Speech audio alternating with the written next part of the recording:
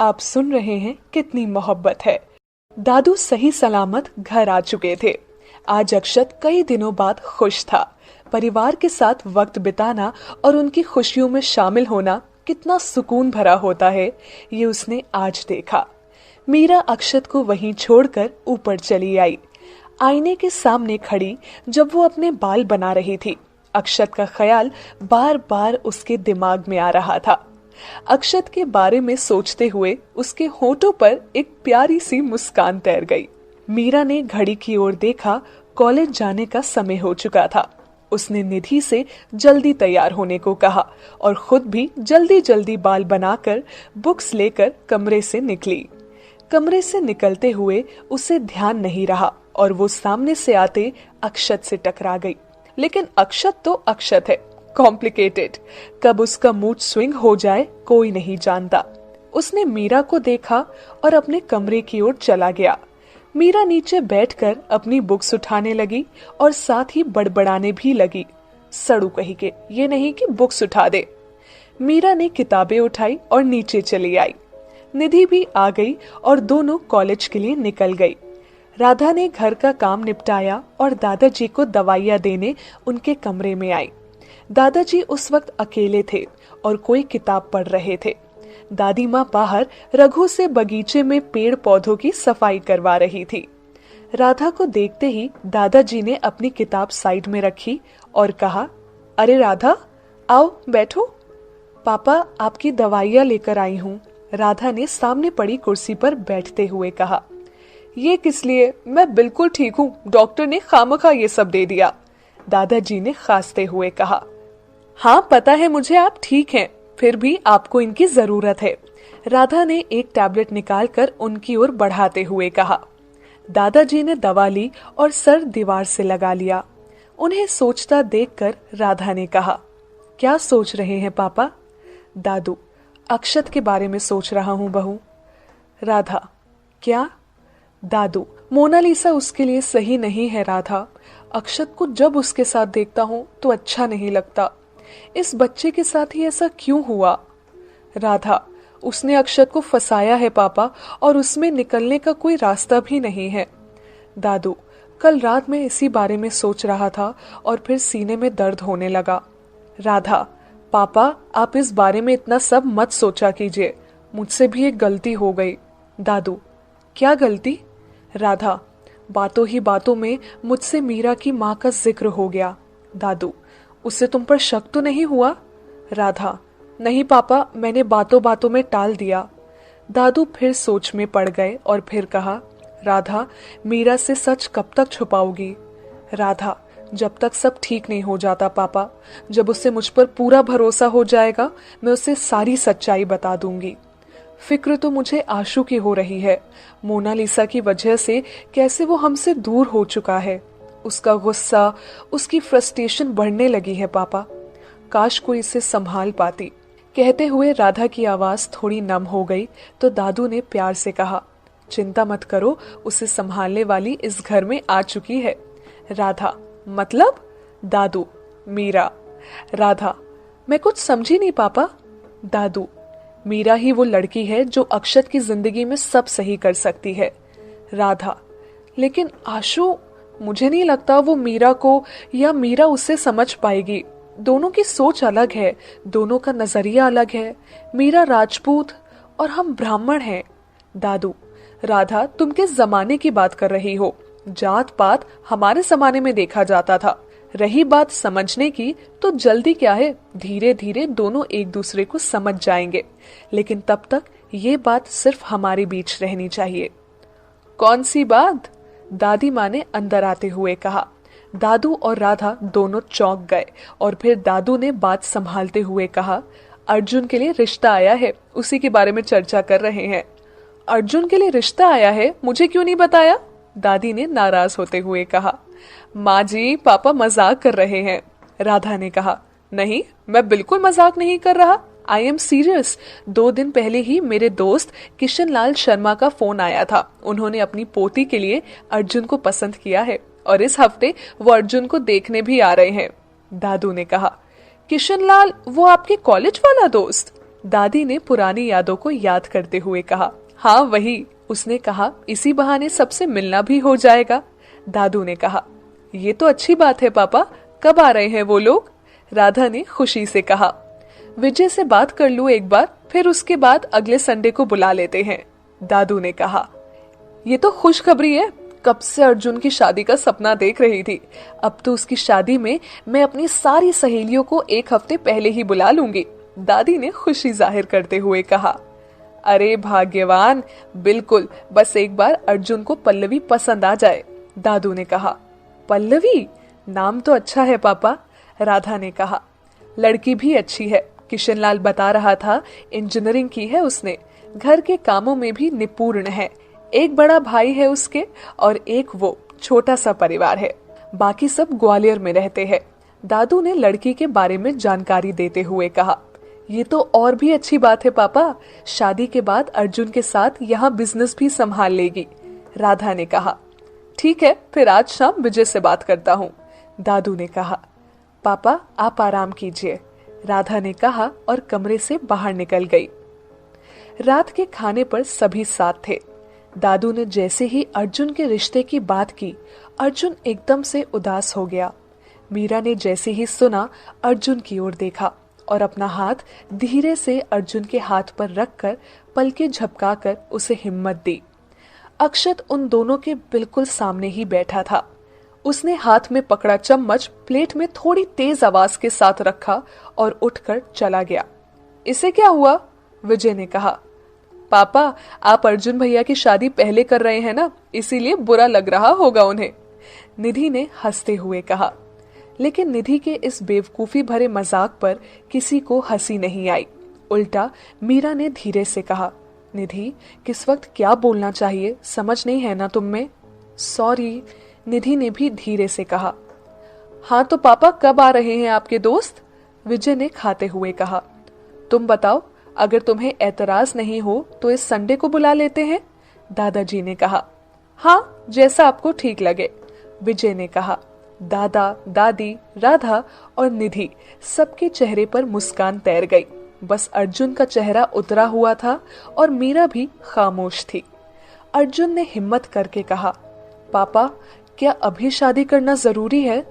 विजय ने अर्जुन की ओर देखे बिना ही कहा। हाँ, शादी के लिए ये उम्र सही है, मेरी शादी भी इसी उम्र में हुई थी। पापा, मैं किसी को पसंद करता हूँ, अर्जुन ने बड़ी मुश्किल से कहा। विजय ने हाथ में पकड़ा चम्मच प्लेट में रख दिया और अर्जुन की तरफ देखकर कहा। अर्जुन, मैंने कभी तुम लोगों पर किसी भी चीज के लिए कोई दबाव नहीं डाला है, लेकिन तुम सबकी शादी मेरा सपना है और वो मैं तय करूंगा। पापा, एक बार आप लोग नीता से मिल लीजिए, वो बहुत अच्छी है, अर्जुन ने कहा। तुम्हारी बहन ने अपनी पसंद से शादी की थी, आखिर क्या मिला उसे? बेहतर होगा हम लोग इस बारे में बात ना करें। शादी वही होगी जहां मैं चाहूंगा। संडे तक खुद को तैयार कर लो, विजय ने कहा और वहां से उठकर चले गए। अर्जुन ने इसके बाद कुछ नहीं कहा और उठकर चला गया। दादाजी और राधा एक दूसरे की ओर देख रहे थे। मीरा ने खाना खाया और निधि को लेकर ऊपर आई। उसने कमरे में आते ही निधि से सवाल किया, तुम सबकी एक बहन और है? श्श, धीरे बोलो, उनके बारे में इस घर में कोई बात नहीं करता, निधि ने धीरे से कहा। पर क्यों? मीरा काफी उलझन में थी। आओ बैठो, बताती हूँ, कहते हुए निधि मीरा का हाथ पकड़कर बेड के पास ले आई और बैठाते हुए कहा, उनका नाम कुसुम है। कुसुम दीदी और अर्जुन भैया जुड़वा थे। कुसुम दी पड़ोस में रहने वाले एक लड़के से प्यार करती थी। दी उनसे शादी करना चाहती थी, पर कुछ समय बाद पापा को पता चला कि वो लड़का अच्छा नहीं है। पापा ने दी को बहुत समझाया, लेकिन दी ने उनकी बात एक नहीं सुनी और उस लड़के के साथ कोर्ट मैरिज कर ली। पापा को बहुत बुरा लगा। जब उन्होंने दी से इसके बारे में बात की तो दी घर छोड़कर उस लड़के के साथ चली गई और कुछ महीनों बाद खबर मिली कि दी ने सुसाइड कर लिया। दी के एक गलत फैसले ने दी की जान ले ली। तब से पापा उनसे बहुत नफरत करते हैं और इस घर में कोई उनके बारे में बात नहीं करता। पापा को लव मैरिज से प्रॉब्लम नहीं है मीरा, लेकिन इसी लव मैरिज ने दी की जान ली, ये सोचकर पापा अब किसी को इसकी परमिशन नहीं देंगे। निधि की बात सुनकर मीरा हैरान थी। आज से पहले उसने कभी इस घर में कुसुम का नाम नहीं सुना था, लेकिन अब सब क्लियर था। उसे अर्जुन की फिक्र हो रही थी। विजय थोड़े कठोर स्वभाव के हैं, मीरा ये जानती थी, इसीलिए ऐसे वक्त में उनसे बात करना शायद सही नहीं होता। निधि अपने लैपटॉप पर मूवी देख रही थी। मीरा उठी और कमरे से बाहर आ गई। अर्जुन के कमरे का दरवाजा खुला हुआ था। मीरा के कदम उस ओर बढ़ गए। दरवाजे पर आकर मीरा ने कहा, क्या हम अंदर आ सकते हैं? मीरा, आओ ना, पूछ क्यों रही हो? अर्जुन ने उदास स्वर में कहा। मीरा अंदर चली आई तो अर्जुन ने उसे सामने पड़ी कुर्सी पर बैठने का इशारा किया। मीरा बैठ गई। कुछ देर दोनों के बीच खामोशी रही और फिर मीरा ने कहा, निधि ने मुझे कुसुम दी के बारे में बताया। उनके साथ अच्छा नहीं हुआ, लेकिन उन्होंने जो किया उसकी सजा आप सबको मिले, ये भी तो सही नहीं है ना? कुसुम ने कुछ गलत नहीं किया, अर्जुन ने शांत भाव से जमीन को ताकते हुए कहा। मतलब? मीरा एक बार फिर उलझन में थी। कुसुम ने जिस लड़के से प्यार किया वो मेरा बहुत अच्छा दोस्त था, लेकिन पापा ने किसी और के कहने पर उसे गलत समझ लिया और नफरत करने लगे। कुसुम उससे बहुत प्यार करती थी। मैंने ही उन दोनों को कोर्ट मैरिज की सलाह दी थी। लगा इसके बाद सब ठीक हो जाएगा, लेकिन पापा ने कुसुम को घर से निकाल दिया। वो लड़का बहुत मेहनती था। उसने मेहनत करके कुसुम को वो सब दिया जो उसे खुश कर सके, लेकिन एक कमी उसे हमेशा खलती रही। वो पापा को हमेशा मिस करती थी। घर में उसकी सिर्फ मुझसे बात होती थी, वो भी सबसे छुपकर। उसने कई बार पापा से माफी मांगी, लेकिन पापा तो जैसे हमेशा के लिए मुंह फेर चुके थे। कुसुम तनाव में रहने लगी थी और फिर एक दिन उसने फांसी लगा ली। वो हम सबको छोड़कर चली गई। उसके मरने की वजह पापा का गुस्सा, उनकी नफरत था, लेकिन पापा को लगता है वो शादी के बाद उस लड़के से खुश नहीं थी और इसीलिए उसने सुसाइड कर लिया, और आज भी उन्हें यही लगता है। वो सच नहीं जानते मीरा, और मैं चाह कर भी उनसे सच नहीं बता सकता। कहते कहते अर्जुन का गला रुंध गया। मीरा खामोशी से सब सुनती रही। कितना दर्द था इन सबके दिलों में, मीरा ने आज जाना।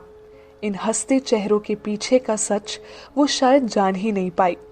मीरा ने अपना हाथ अर्जुन के कंधे पर रखा और कहा, आपको अंकल को सच बता देना चाहिए।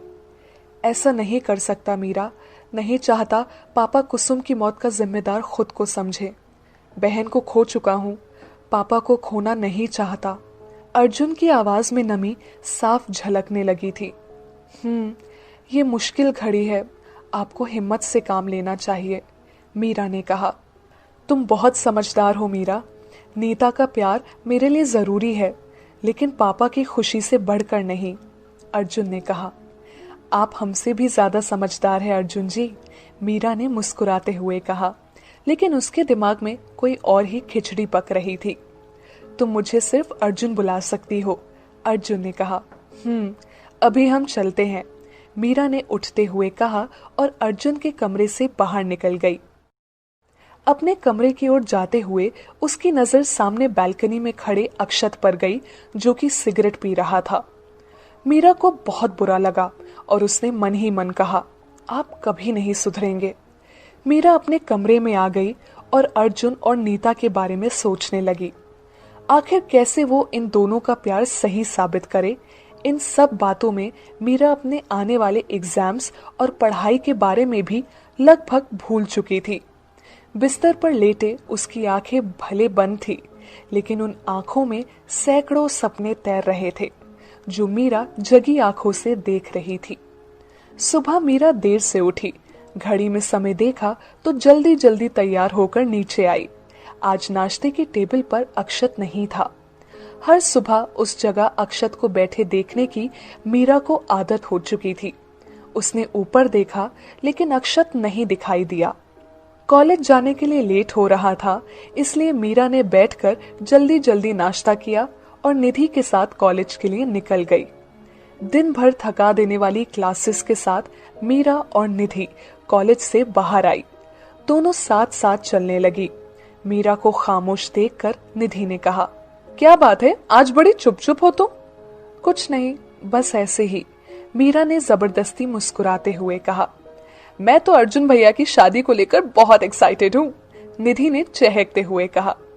तुमसे एक बात पूछे? मीरा ने कहा। हाँ, निधि ने चलते हुए कहा। मान लो आगे चलकर तुम्हें किसी से प्यार हो गया और अंकल नहीं माने तो तुम क्या करोगी? मीरा ने कहा। पापा को मनाने की कोशिश करूंगी, निधि ने मासूमियत से कहा। क्यों, छोड़ भी तो सकती हो अपने प्यार को, मीरा ने कहा। जिससे प्यार करते हैं उसे छोड़ना इतना आसान होता है क्या मीरा? फैमिली के लिए उसे छोड़ भी दिया तो जिंदगी भर वो ख्याल मन में रहेगा कि मैंने धोखा दिया, निधि ने सोचते हुए कहा। यही तो हम तुम्हें समझाना चाह रहे हैं। अर्जुन जी भी किसी को पसंद करते हैं तो फिर वो किसी और से शादी कैसे करेंगे? मीरा ने कहा। क्या, अर्जुन भैया तुम्हें पसंद करते हैं? निधि ने कहा। तुम पागल हो निधि, वो किसी नीता से प्यार करते हैं, हम सिर्फ उनकी दोस्त हैं, मीरा ने झुंझला कर कहा। अच्छा ठीक है, निधि ने कहा। अंकल का गुस्सा अपनी जगह ठीक है, लेकिन वो अर्जुन जी की पसंद नापसंद भी नहीं जान रहे, ये गलत है, मीरा ने कहा। मीरा, पापा से इस बारे में बात करना टाइम वेस्ट करना है। एक बार उन्होंने जो कह दिया उसे बदलना बहुत मुश्किल है, निधि ने कहा और सामने से आते ऑटो को रोककर मीरा से बैठने का इशारा किया। दोनों ऑटो में आकर बैठ गई तो निधि ने ऑटो वाले से मार्केट चलने को कहा। मार्केट क्यों? मीरा ने कहा। अरे वो मुझे कुछ लेना था, बस 10 मिनट में हो जाएगा, निधि ने कहा। ऑटो सड़क पर दौड़े जा रहा था। मीरा एक बार फिर अर्जुन के बारे में सोचकर उलझती जा रही थी। अर्जुन कुछ बोलेगा नहीं, मीरा जानती थी, और कह भी दे तो विजय जी उस बात को समझेंगे नहीं। दोनों मार्केट पहुंची। निधि ने अपनी जरूरत का सामान खरीदा। मीरा चुपचाप खड़ी बस देख रही थी। उसका मन कहीं और ही था। तभी उसकी नजर सामने मंदिर पे गई। निधि, हम मंदिर होकर आते हैं, तुम तब तक देखो, मीरा ने कहा। ठीक है, जल्दी आना, निधि ने कहा। मीरा मंदिर चली आई। भगवान की मूर्ति के सामने हाथ जोड़कर खड़ी हो गई और मन ही मन कहने लगी, निधि का परिवार बहुत अच्छा है, उस पर आने वाली सभी परेशानियां दूर कर दीजिए। अर्जुन जी बहुत अच्छे इंसान हैं, उनका प्यार उन्हें दे दीजिए। हम मन्नत मांगते हैं कि पूरे 101 लड्डू खुद अपने हाथों से बनाकर आपके यहाँ भोग लगाएंगे, बस उन 2 प्यार करने वालों को मिला दीजिए। पंडित जी ने आकर सर पर हाथ रखा तो मीरा ने अपनी आंखें खोली।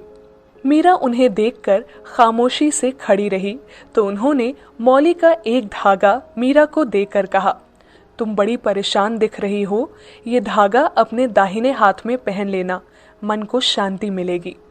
शुक्रिया, कहकर मीरा ने उनसे वो धागा ले लिया और मंदिर से बाहर आ गई। मंदिर आकर मीरा का मन काफी हल्का हो गया था। जैसे ही वो बाहर आई, एक छोटा बच्चा धागे से बने कुछ लॉकेट दिखाते हुए कहने लगा, दीदी ले लो ना दीदी। नहीं चाहिए भैया। अरे ले लो ना दीदी, बहुत सस्ता है, ले लो ना। नहीं भैया, हमें नहीं चाहिए। लड़का थोड़ा मायूस हो जाता है और कहता है, ले लीजिए ना, सुबह से एक भी नहीं बिका है। मीरा को उस पर दया आ गई। उसने बुक खोलकर देखा, एक आखिरी का 100 का नोट बचा था जो उसने अपनी किताब के बीच दबा रखा था। मीरा को अपनी मजबूरी का एहसास हुआ और उसने कहा, सॉरी भैया, हम नहीं ले सकते। ले लो ना दीदी, कम पैसे लगा दूंगा, सिर्फ 50 रुपए का है, आप भले 40 दे देना, लड़के ने मायूसी से कहा। मीरा ने भी उसी मायूसी से गर्दन हिला दी तो लड़का उदास होकर जाने लगा। मीरा को बहुत बुरा लग रहा था। वो दौड़कर लड़के के पास गई और उसे रोकते हुए कहा, अच्छा एक दे दीजिए। लड़का खुश हो गया और कहा, किस नाम का दे दूं दीदी? मीरा सोचने लगी और फिर कहा, ए नाम से कोई हो तो दे दीजिए। लड़के ने ढूंढ कर दे दिया। मीरा ने 100 रुपए उसे दे दिए।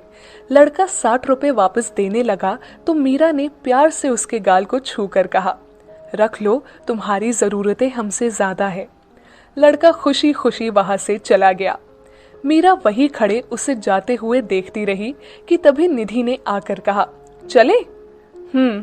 मीरा ने कहा और दोनों घर के लिए निकल गई। घर पहुंचकर मीरा ने कपड़े बदले, खाना खाया और फिर अपने कमरे में चली आई। उसने बैग में रखे उस लॉकेट को निकाला और मुस्कुराते हुए देखने लगी।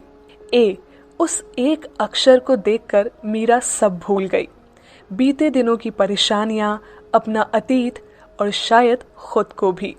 अपनी बदलती भावनाओं को मीरा खुद भी नहीं समझ पा रही थी, पर कुछ तो था जो उसे अक्षत की ओर खींच रहा था।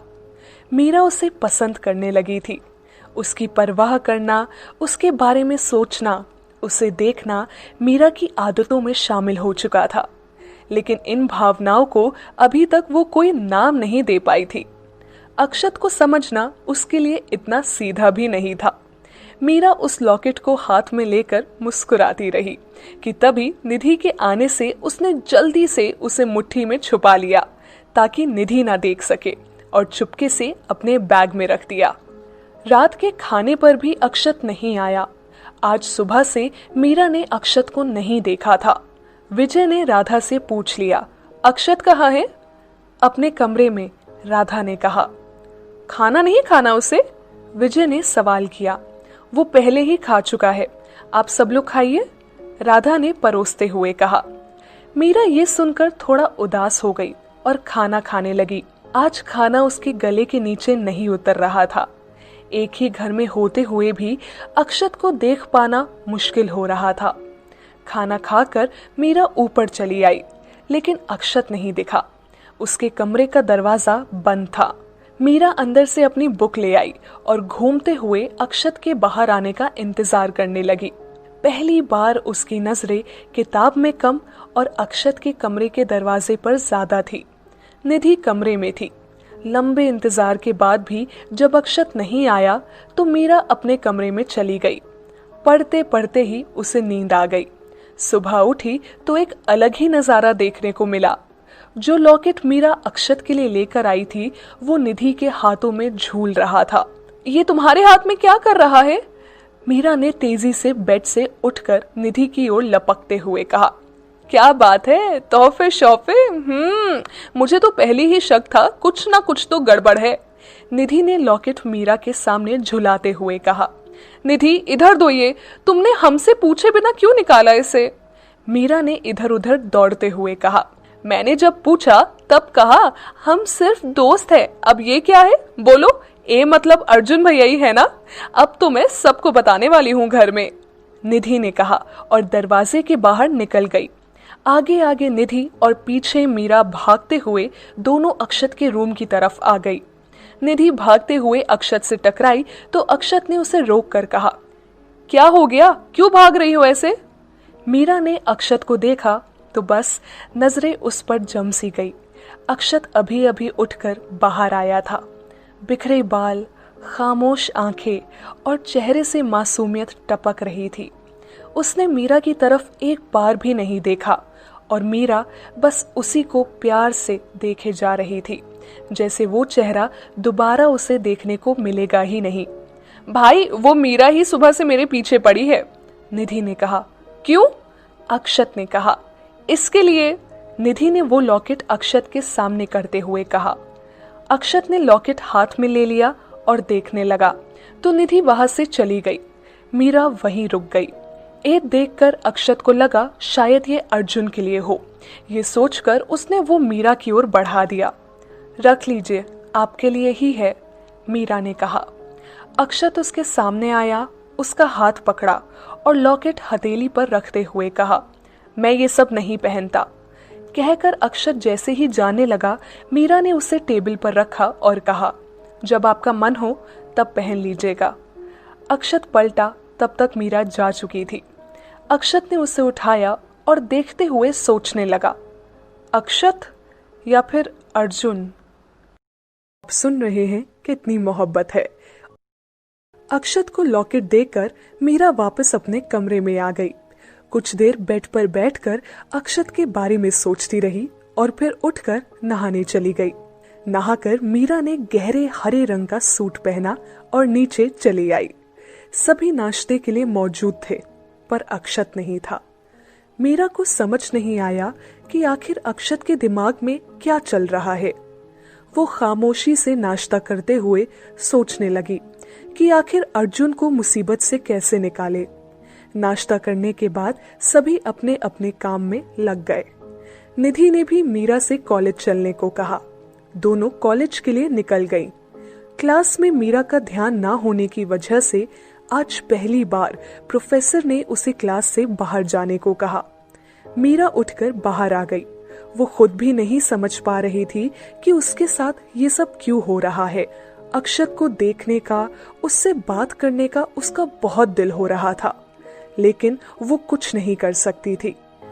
मीरा अपनी बुक्स हाथ में उठाए कॉरिडोर में घूमती रही और फिर कैंटीन की ओर चली आई। जैसे ही चलते हुए वो अपने दाईं तरफ मुड़ी, उसका दिल धड़क उठा। सामने अक्षत खड़ा था, किसी से फोन पर बात कर रहा था। अक्षत को कॉलेज में देखकर मीरा को हैरानी भी हो रही थी और खुशी भी। दीवार की ओट से वो छुपकर अक्षत को देखने लगी। जैसे ही अक्षत ने उसकी ओर देखा, मीरा दीवार के पीछे हो गई। उसका दिल अभी भी उतनी ही तेजी से धड़क रहा था। अक्षत ने उसे देख लिया होता तो वो उसे छुपकर देखने का मौका गवा देती। मीरा ने अपने दिल को शांत किया और एक बार फिर हल्की सी गर्दन झुकाकर अक्षत को देखने लगी। लाइट ब्लू जीन्स और ब्लैक रंग के शर्ट में अक्षत बहुत प्यारा लग रहा था। उस पर उसके बाल जो हवा से उड़कर बार बार उसके चेहरे पर आते और वो बड़े प्यार से उन्हें हाथ से ऊपर की ओर सहेज लेता। मीरा सब कुछ भूलकर बस अक्षत को देखने में खोई हुई थी। एक प्यारा सा एहसास उसके दिल को छू कर गुजर रहा था। अक्षत ने फोन जेब में रखा और एक बार फिर इधर देखा और मीरा फिर से दीवार के पीछे हो गई। अपने इस बचपने पर उसे हंसी भी आ रही थी, लेकिन वही लम्हा उसकी आंखों को एक सुकून पहुंचा रहा था। एक बार फिर उसका मन अक्षत को देखने का किया और दीवार से हटकर उसने जैसे ही देखा, अक्षत वहां नहीं था। मीरा आगे आई और इधर उधर नजरें दौड़ाई, लेकिन अक्षत नहीं था। अभी अभी तो आए थे, कहाँ चले गए? मीरा बड़बड़ाई और फिर मुस्कुराते हुए कहा, हम भी ना क्या सोचने लगते हैं। अक्षत जी यहाँ क्यों आएंगे, वो भी इस कॉलेज में? पागल है हम। कहकर मीरा जैसे ही वापस जाने के लिए पलटी, हक्की बक्की रह गई। सामने अक्षत खड़ा था। उसे देखकर मीरा की आंखें बस खुली की खुली रह गई।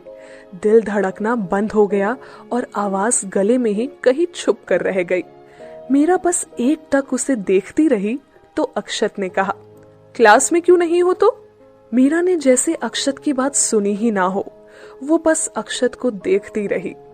अक्षत ने उसके सामने अपना हाथ हिलाकर कहा, हेलो, तुमसे पूछ रहा हूँ, क्लास में क्यों नहीं हो तुम? मीरा होश में आई और हकलाते हुए कहा, वो बाहर निकाल दिया। क्या? अक्षत ने असमझ के भाव से कहा, क्लास से बाहर निकाल दिया सर ने। मीरा ने धीरे से कहा, वो क्यों? अक्षत ने कहा, पढ़ने में ध्यान नहीं था। मीरा ने सच्चाई बयां की, आजकल तुम्हारा ध्यान कहीं भी नहीं है। अक्षत ने मीरा को देखते हुए कहा। मीरा खामोश हो गई। कुछ देर बाद अक्षत ने कहा, कॉलेज के प्रिंसिपल का रूम कहाँ है? सीधा जाकर लेफ्ट, मीरा ने कहा। अक्षत वहां से चला गया। सड़ू, जरा प्यार से बात नहीं कर सकता था? थैंक यू भी नहीं कहा। मीरा बड़बड़ाते हुए दूसरी ओर चली गई।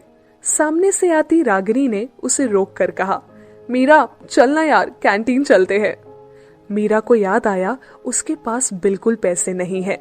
ऐसे में रागिनी ने उसके लिए कुछ खरीदा तो वो पैसे कहाँ से चुकाएगी। उसने रागिनी को मना कर दिया, लेकिन रागिनी जबरदस्ती उसे लेकर कैंटीन में आ गई, जहाँ विनीत भी अपने कुछ दोस्तों के साथ बैठा था। मीरा ने उसे वहां देखकर धीरे से रागिनी से कहा, प्लीज यहाँ से चलते हैं ना? क्यों, क्या हुआ? ओ, तो विनीत को देखकर ऐसा बोल रही हो, उसे इग्नोर करो ना। रागिनी ने कुर्सी खींचकर बैठते हुए कहा। रागिनी, हम कुछ सीन नहीं चाहते, प्लीज, मीरा ने सामने बैठते हुए कहा। कॉफी पीते ही यहाँ से निकल जाएंगे, ठीक है, रागिनी ने कहा। अभी दोनों को वहां आए 5 मिनट भी नहीं हुए थे कि बिना ऑर्डर किए ही लड़का मीरा और रागिनी के लिए कॉफी रखकर जाने लगा। मीरा ने उसे रोक कर कहा, पर हमने तो अभी कुछ ऑर्डर ही नहीं किया है। दीदी, वो भैया ने देने को कहा है। लड़के ने सामने बैठे विनीत की ओर इशारा किया तो विनीत मीरा को देखकर मुस्कुरा उठा। मीरा को बिल्कुल अच्छा नहीं लगा। उसने रागिनी की ओर देखा और कहा, हमें ये सब नहीं चाहिए, उन्हें वापस करके आते हैं। मीरा, इट्स ओके, अब उसने ऑर्डर कर दिया है तो पी लेते हैं ना, रागिनी ने कहा। नहीं रागिनी, हम नहीं पी सकते, कहते हुए मीरा उठी और दोनों कप उठाकर विनीत की ओर बढ़ गई। उसने कॉफी के कप उसकी टेबल पर रखे और शालीनता से कहा, हमें इन सब की जरूरत नहीं है विनीत, हमने पहले भी कहा है कि हमारे लिए ये सब मत किया करो। मीरा जैसे ही जाने के लिए पलटी, विनीत ने उसका हाथ पकड़कर रोक लिया और कहा, सुनो मीरा। सबके बीच विनीत का हाथ पकड़ना मीरा को खल गया। वो गुस्से से पीछे पलटी और कहा, हमारा हाथ छोड़ो। मीरा, मेरी बात तो सुनो। विनीत उठ खड़ा हुआ। उसने मजबूती से मीरा का हाथ पकड़ा हुआ था। हमने कहा हमारा हाथ छोड़ो, मीरा ने उसे गुस्से से कहा, अपना हाथ छुड़ाते हुए। मीरा, मैंने ये इसलिए भिजवाई क्योंकि मैं तुम्हें पसंद करता हूँ, विनीत ने उसे रोकते हुए कहा।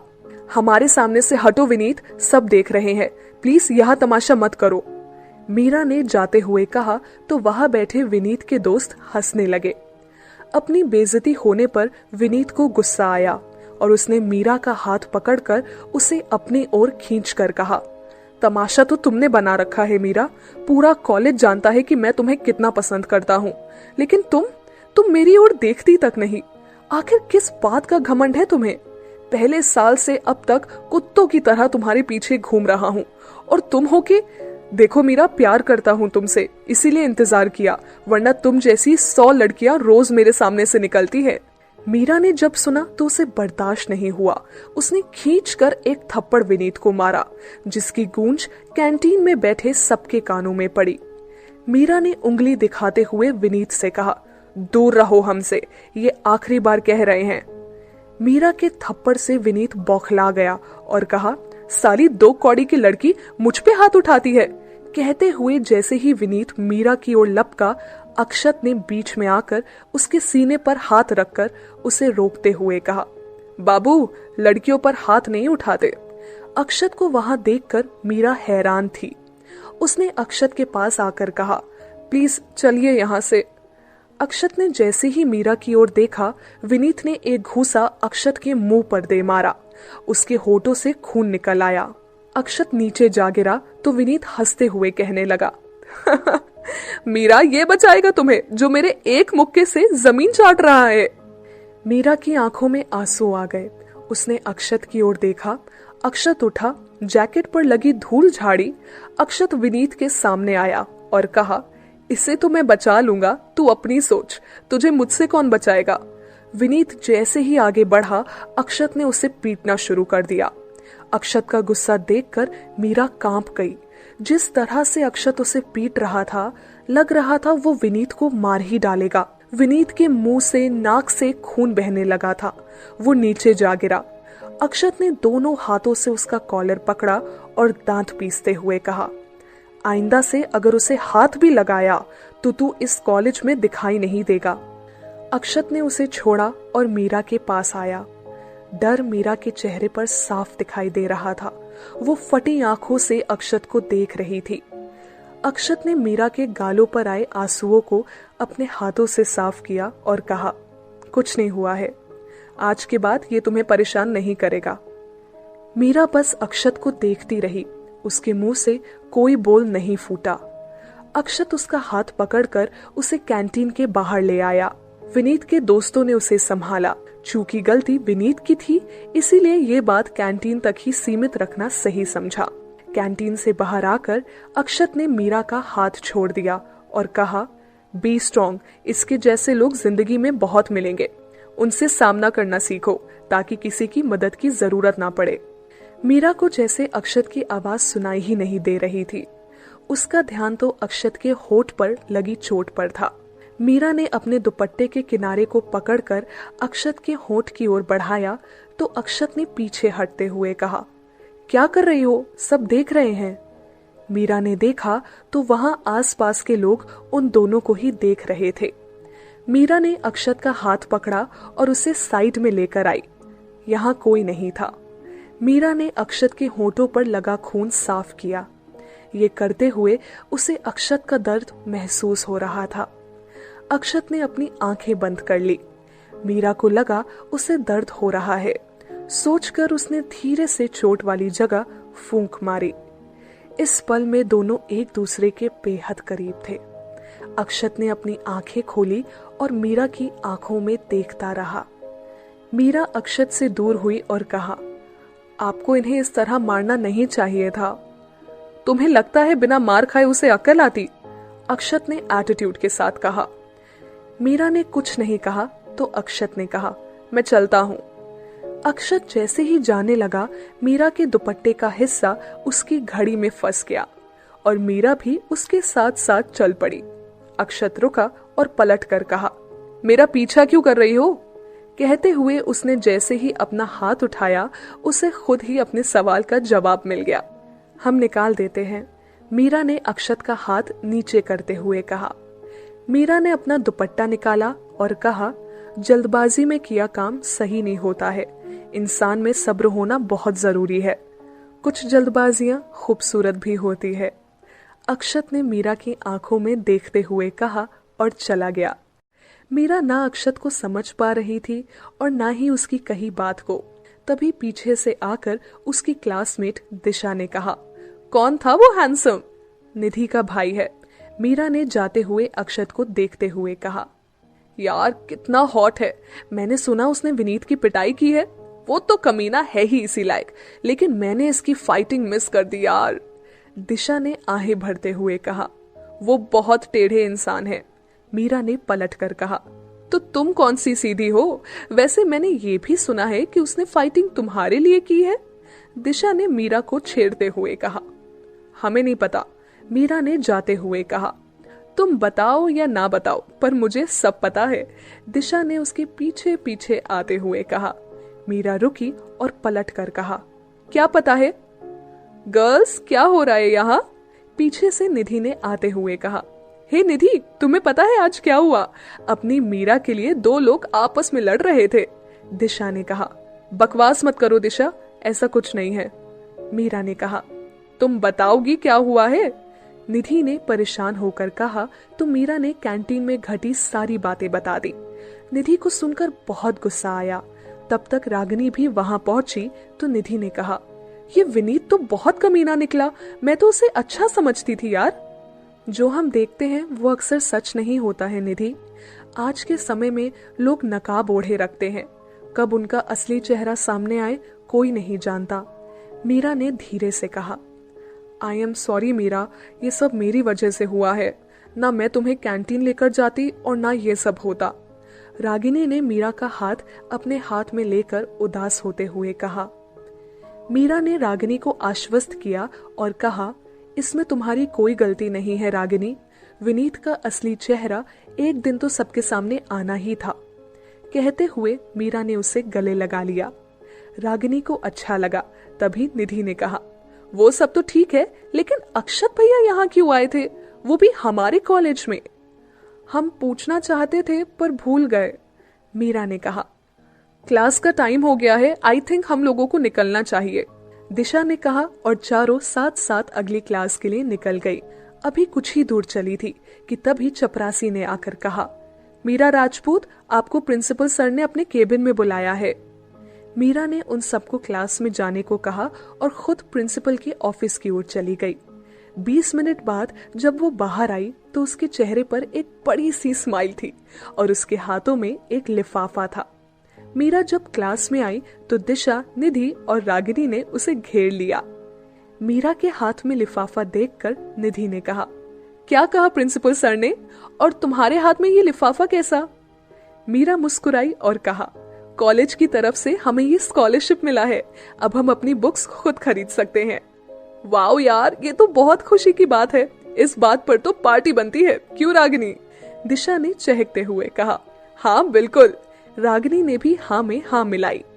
एग्जाम टाइम में कॉलेज वाले मीरा को स्कॉलरशिप क्यों देंगे?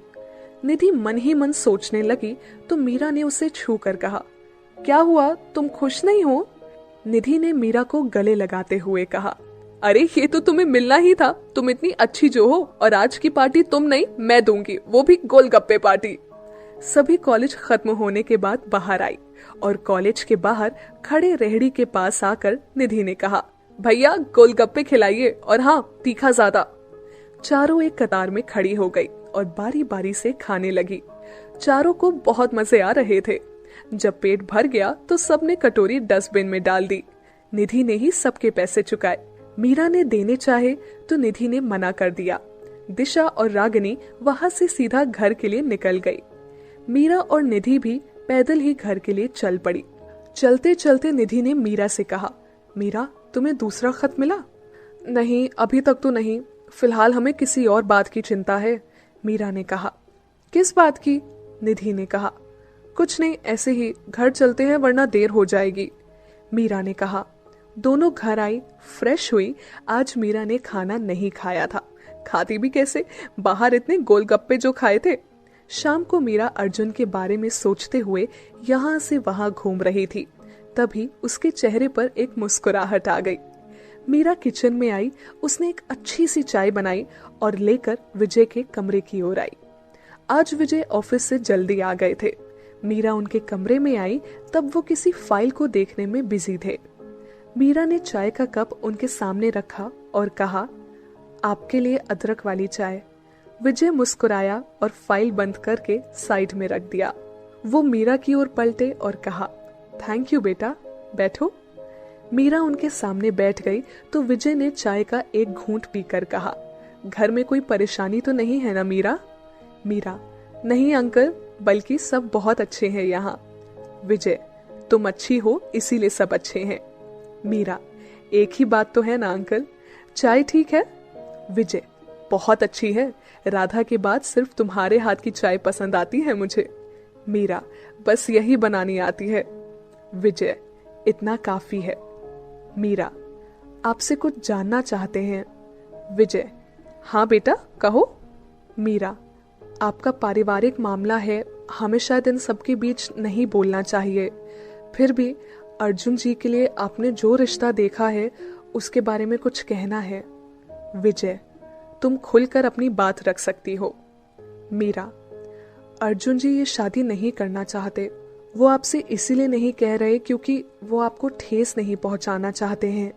वो किसी को पसंद करते हैं अंकल, लेकिन वो लड़की ब्राह्मण परिवार से नहीं है, बस इसीलिए अर्जुन जी आपको ये बताने में हिचकिचा रहे हैं। विजय, अर्जुन की शादी वही होगी जहां मैं चाहूंगा, ये प्यार व्यार सब बेकार की बातें हैं, कुछ वक्त बाद ना सब हवा हो जाता है। मीरा, ऐसा नहीं है अंकल, प्यार तो वो एहसास है जो दो लोगों के मरने के बाद भी जिंदा रहता है, ना उसे भुलाया जा सकता है ना ही मिटाया जा सकता है। विजय, इस घर में एक बार लव मैरिज हो चुकी है मीरा, और उसका नुकसान इस घर के हर सदस्य ने सहा है। मीरा, आप कुसुम दी की बात कर रहे हैं? मीरा के मुंह से कुसुम का नाम सुनकर विजय हैरान रह गया और कहा, तुम उसे कैसे जानती हो? मीरा, वो सब छोड़िए अंकल, बात वो नहीं है, बात सही गलत की है। उन्होंने जिससे प्यार किया उससे शादी की, इसमें उनकी क्या गलती थी? एक लड़की घर वालों के खिलाफ जाकर शादी कर भी लेना अंकल तो वो खुश नहीं रहती है। उसने जो किया उसका दुख उसे हमेशा खलता है। विजय, उसने जो किया वो माफी के लायक नहीं था। ये जानने के बाद भी कि वो लड़का उसके लिए सही नहीं है, उसने उससे शादी की और फिर एक दिन उसी की वजह से उसने अपनी जान। कहते कहते रुक गया। मीरा, उनके साथ क्या हुआ ये तो हम नहीं जानते। हम आज की बात करें, अर्जुन जी इतने अच्छे हैं कि वो खामोश रहकर आपकी हर बात मान लेंगे, कुछ नहीं कहेंगे, लेकिन जरा सोचिए, क्या वो खुश रहेंगे?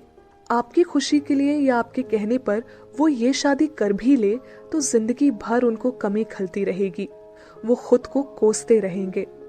लव मैरिज बुरी नहीं होती है अंकल, बस हमारी किस्मत में जो लिखा होता है वो हमें मिलता है। अर्जुन जी जिस लड़की को पसंद करते हैं एक बार उनसे मिलकर देखने में क्या हर्ज है। वो खुद इतने अच्छे हैं तो उनकी पसंद कैसे गलत हो सकती है।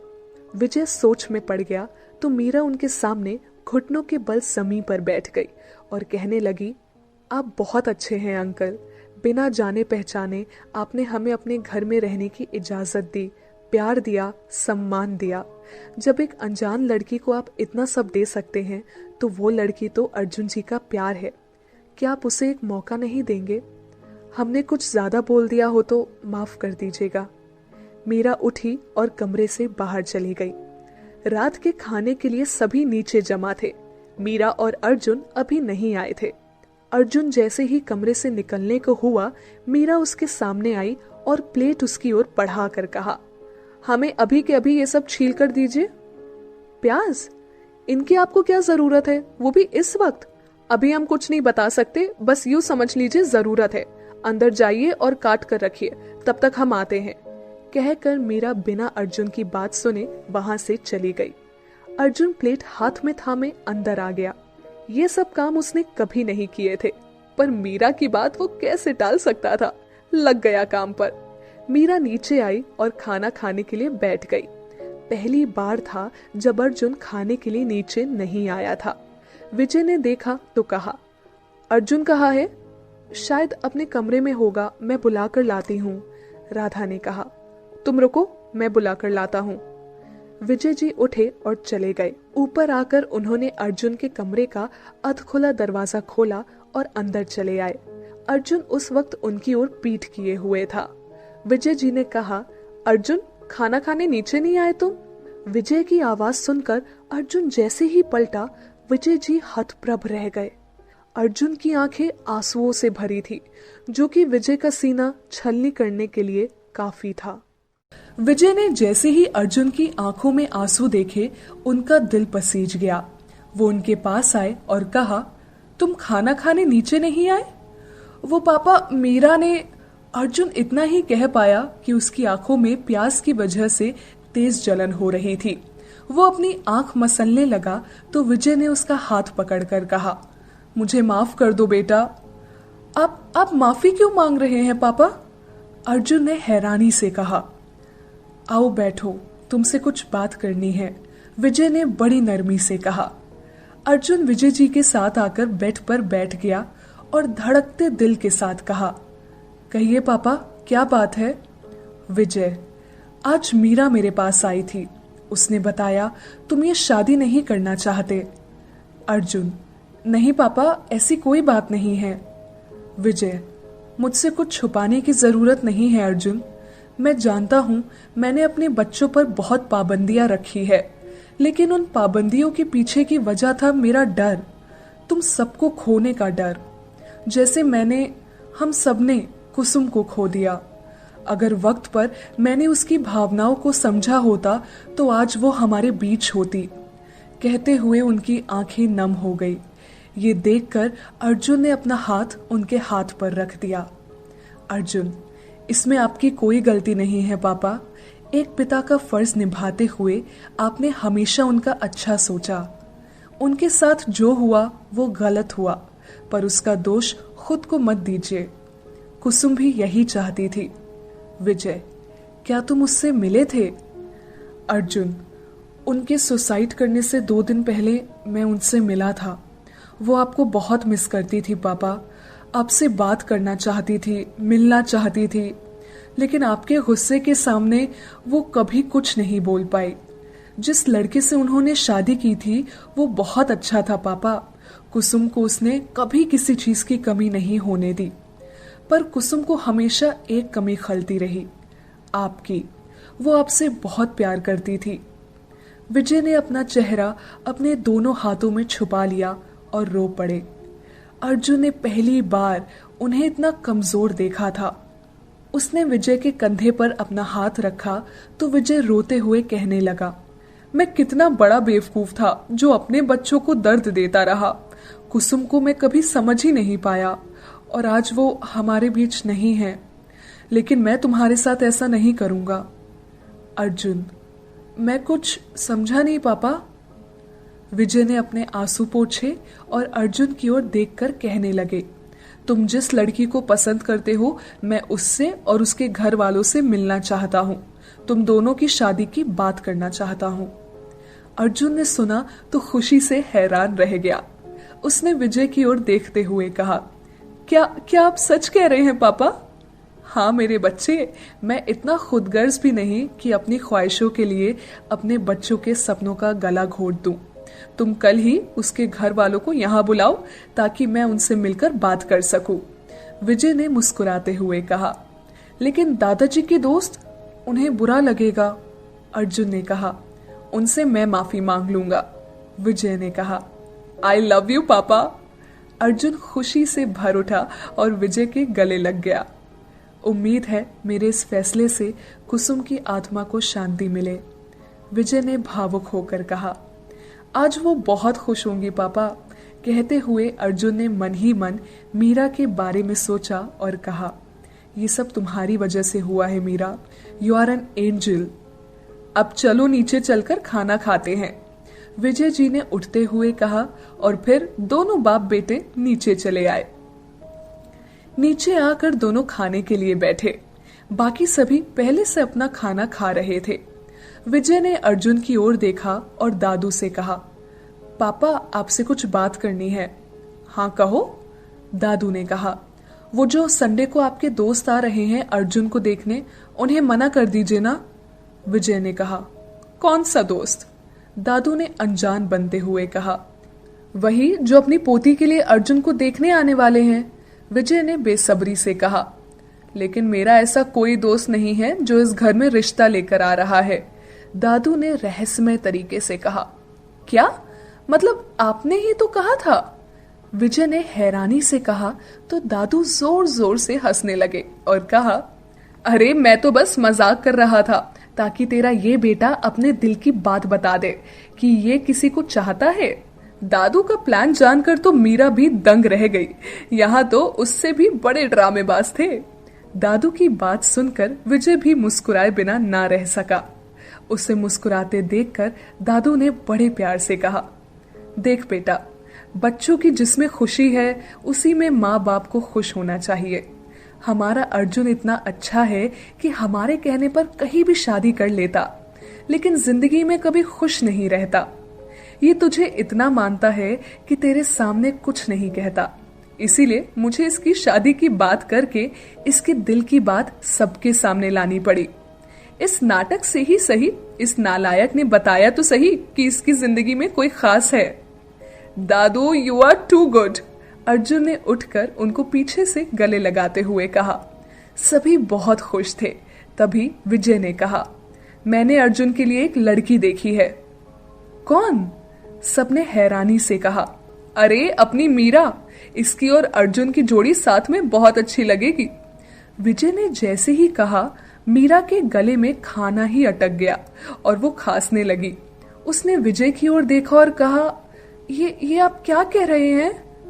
अरे तुम और अर्जुन दोनों एक दूसरे को इतने अच्छे से जानते हो, दोनों एक दूसरे का इतना ख्याल रखते हो, बस तुम दोनों की शादी पक्की, विजय ने आदेशात्मक स्वर में कहा। तो मीरा ने मासूम सी शक्ल बनाकर कहा, पर ये सब तो हम निधि के लिए भी करते हैं।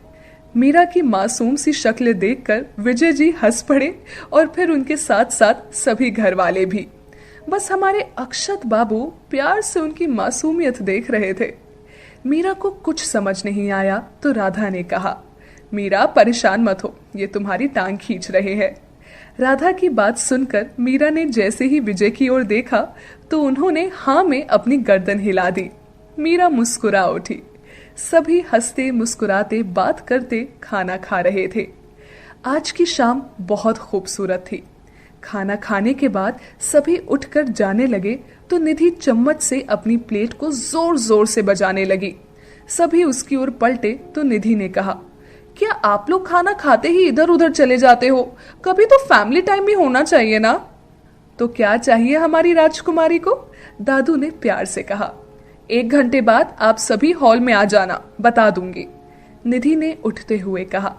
निधि की बात सुनकर सभी वहां से चले गए और वो अकेले ही नीचे हॉल में इंतजाम करने लगी। मीरा जैसे ही ऊपर आई, पीछे से अर्जुन ने कहा, मीरा। मीरा रुकी और पीछे पलटी तो अर्जुन उसके पास आया और मुस्कुरा कर कहा, thank you so much angel. Angel? Meera ने हैरानी से कहा, हाँ एंजल, तुम मेरी जिंदगी में, इस घर में एंजल बनकर ही आई हो। कितनी आसानी से तुमने पापा को ये सब समझा दिया और वो मेरी और नीता की शादी के लिए मान गए। अर्जुन ने मीरा के गाल छूकर कहा, दोस्ती में इतना तो कर ही सकते हैं ना। मीरा मुस्कुराई। अब बताओ तुम्हें क्या चाहिए? तुम जो मांगोगी वो मिलेगा, अर्जुन ने कहा। आप और नीता खुश रहे, बस इससे ज्यादा हमें और कुछ नहीं चाहिए, मीरा ने कहा। ओ मीरा, तुम सच में बहुत अच्छी हो। मैं चाहता हूँ हर जन्म में मुझे तुम्हारे जैसी दोस्त मिले, अर्जुन ने खुशी से भर कर कहा। अब हम चलते हैं। निधि ने 1 घंटे बाद नीचे भी बुलाया है ना, पता नहीं क्या करने वाली है वो, मीरा ने जाते हुए कहा। अर्जुन भी अपने कमरे में चला गया। अक्षत ऊपर आया और सीधा अपने कमरे में चला आया। कपड़े चेंज किए और शीशे के सामने खड़े होकर बाल बनाते हुए सोचने लगा, आखिर पापा भैया की शादी के लिए कैसे राजी हो गए? कुछ तो गड़बड़ है, पता लगाना पड़ेगा। अक्षत अर्जुन के कमरे में आया तो देखा अर्जुन बालकनी में फोन पर लगा हुआ है। अक्षत रूम में इधर उधर देख ही रहा था, तभी उसकी नजर टेबल पर रखे प्याज पर गई। कुछ तो पक्का प्लान किया होगा इन्होंने, वरना पापा इतनी आसानी से मान जाए, नामुमकिन। लेकिन कैसे पता लगाऊं? मीरा, उसे तो पता ही होगा। अक्षत अर्जुन के कमरे से निकलकर मीरा के कमरे के सामने आया, लेकिन कमरे में जाने की हिम्मत उसमें नहीं थी। उसने बाहर से ही दरवाजा खटखटाया। मीरा कपड़े बदल चुकी थी। उसने कुर्ता और नीचे हैरम पहना हुआ था। जैसे ही उसने दरवाजा खोला, सामने अक्षत को देखकर हैरान रह गई। मुश्किल से उसके मुंह से एक शब्द निकला, जी। अक्षत वही खड़ा रहा और कहा, पापा से क्या कहा तुमने? हमने कुछ नहीं कहा, मीरा ने आंखें चुराते हुए कहा। रोली, तो फिर नजरें क्यों चुरा रही हो? देखो मेरी तरफ और कहो कि तुमने कुछ नहीं कहा। अक्षत ने अपना एक हाथ दरवाजे से लगाकर कहा, जिससे मीरा बाहर ना जा सके। हम क्यों नजरें चुराएंगे? कहते हुए उसने अक्षत की आंखों में देखा, लेकिन उसके बाद ना वो कुछ बोलने लायक रही, ना देखने लायक। उन सागर सी गहरी आंखों में वो बस डूबती चली गई। उसे खामोश देखकर अक्षत ने कहा, आई नो ये सब तुम्हारा ही प्लान था, पापा को भैया की शादी के लिए मनाना, लेकिन ये कैसे किया वो जानना है। हमने जो किया 2 प्यार करने वालों के लिए किया, इससे किसी को कोई नुकसान नहीं होगा, मीरा ने धीरे से कहा। टेल मी, क्या कहा? अक्षत ने कहा। मीरा उसके थोड़ा करीब आई और उसकी आंखों में देखते हुए कहा, बताएंगे कभी फुर्सत में। कहकर मीरा जैसे ही अंदर जाने लगी, अक्षत ने उसका हाथ पकड़कर उसे अपनी ओर खींचते हुए कहा, वो तो मैं पता लगा लूंगा, बस तुम घर वालों पर अपना जादू चलाना बंद करो। क्यों? आपको डर लग रहा है कि आप इस जादू का शिकार ना हो जाए? मीरा ने कहा। जितनी सीधी दिखती हो उतनी तो हो नहीं तुम, अक्षत ने कहा। बिल्कुल नहीं है, अभी आपने देखा ही क्या है मिस्टर कॉम्प्लिकेटेड, धीरे धीरे आप जानेंगे हम क्या हैं, मीरा ने धीरे से कहा। पहली बार अक्षत उसके सामने खामोश हो गया और उसकी आंखों में देखने लगा। दोनों ये भी भूल गए कि वो दोनों दरवाजे के बीच में खड़े हैं। अक्षत ने मीरा को पीछे धकेला और कहा, देखते हैं कौन किस पे भारी पड़ता है। अक्षत वहां से चला गया। मीरा वही खड़े प्यार से उसे देखती रही और मन ही मन कहा, एक दिन आप हमें जरूर समझेंगे। 1 घंटे बाद सभी नीचे जमा थे। अक्षत को छोड़कर वो नहीं आया था। उसे ये सब गेम्स पसंद नहीं थे। सभी नीचे हॉल में जमा हुए और गद्दों पर बैठ गए। निधि ने कहा, सभी अंताक्षरी खेलेंगे, लेकिन सिर्फ पुराने गानों पर। सभी मान गए। दो टीम बट गई। एक में दादू दादी अर्जुन थे, दूसरी में विजय, राधा, मीरा और निधि। गेम शुरू हुआ। सबसे पहले अर्जुन वाली टीम की बारी आई। उन्हें माँ से गाना था। दादी ने गाना शुरू किया। मेरे हाथों में 9 चूड़ियां हैं, थोड़ा ठहरो सजन मजबूरियां हैं। सभी ताली बजाते हुए गाने का मजा ले रहे थे। इसके बाद बारी आई निधि टीम की, तो निधि ने गाना शुरू किया। है ना, बोलो बोलो, मम्मी बोलो बोलो, पापा बोलो बोलो, मम्मी को पापा से, पापा को मम्मी से प्यार है, हाँ प्यार है ना, बोलो बोलो।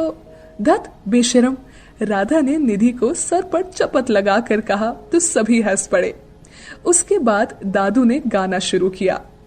लग जा गले कि फिर ये हंसी रात हो न हो, शायद फिर इस जन्म में मुलाकात हो न हो, लग जा गले के फिर। वाओ दादाजी, you are so romantic, Meera ने खुश होकर कहा। मीरा, सिर्फ उम्र ही तो बढ़ी है, प्यार तो अभी भी जवान है, दादू ने कहा तो सभी हंसने लगे। बारी थी निधि की टीम की। तभी राधा ने गाना शुरू किया। रात अकेली है, बुझ गए दिए, आकर मेरे पास, कानों में मेरे, जो भी चाहे कहिए, जो भी चाहे कहिए। सबने जैसे ही राधा का गाना सुना, हैरानी से उसकी ओर देखने लगे। विजय भी। विजय को अपनी ओर देखता पाकर राधा ने कहा, क्या कॉलेज में अक्सर गाती थी मैं ये गाना? मीरा ने थोड़ा उदास होकर राधा से कहा, कितनी अजीब बात है ना आंटी, हमारी माँ को भी ये गाना बहुत पसंद था, वो हमेशा इसे गुनगुनाती रहती थी। निधि ने देखा माहौल थोड़ा सीरियस होने लगा है, तो उसने कहा, चलो चलो अर्जुन भैया, अब ये से गाओ। अर्जुन मुस्कुराया और कहा, ये शाम मस्तानी मदहोश किए जा, मुझे डोर कोई खींचे, तेरी ओर लिए जाए। अब बारी थी निधि के टीम की, तो इस बार मीरा ने गाना शुरू किया। एक राधा एक मीरा, दोनों ने शाम को चाहा, अंतर क्या दोनों की चाह में बोलो। एक प्रेम दीवानी, एक दर्श दीवानी, एक राधा एक मीरा। मीरा की आवाज भी उसी की तरह बेइंतहा खूबसूरत थी। सभी खामोशी से उसे सुन रहे थे।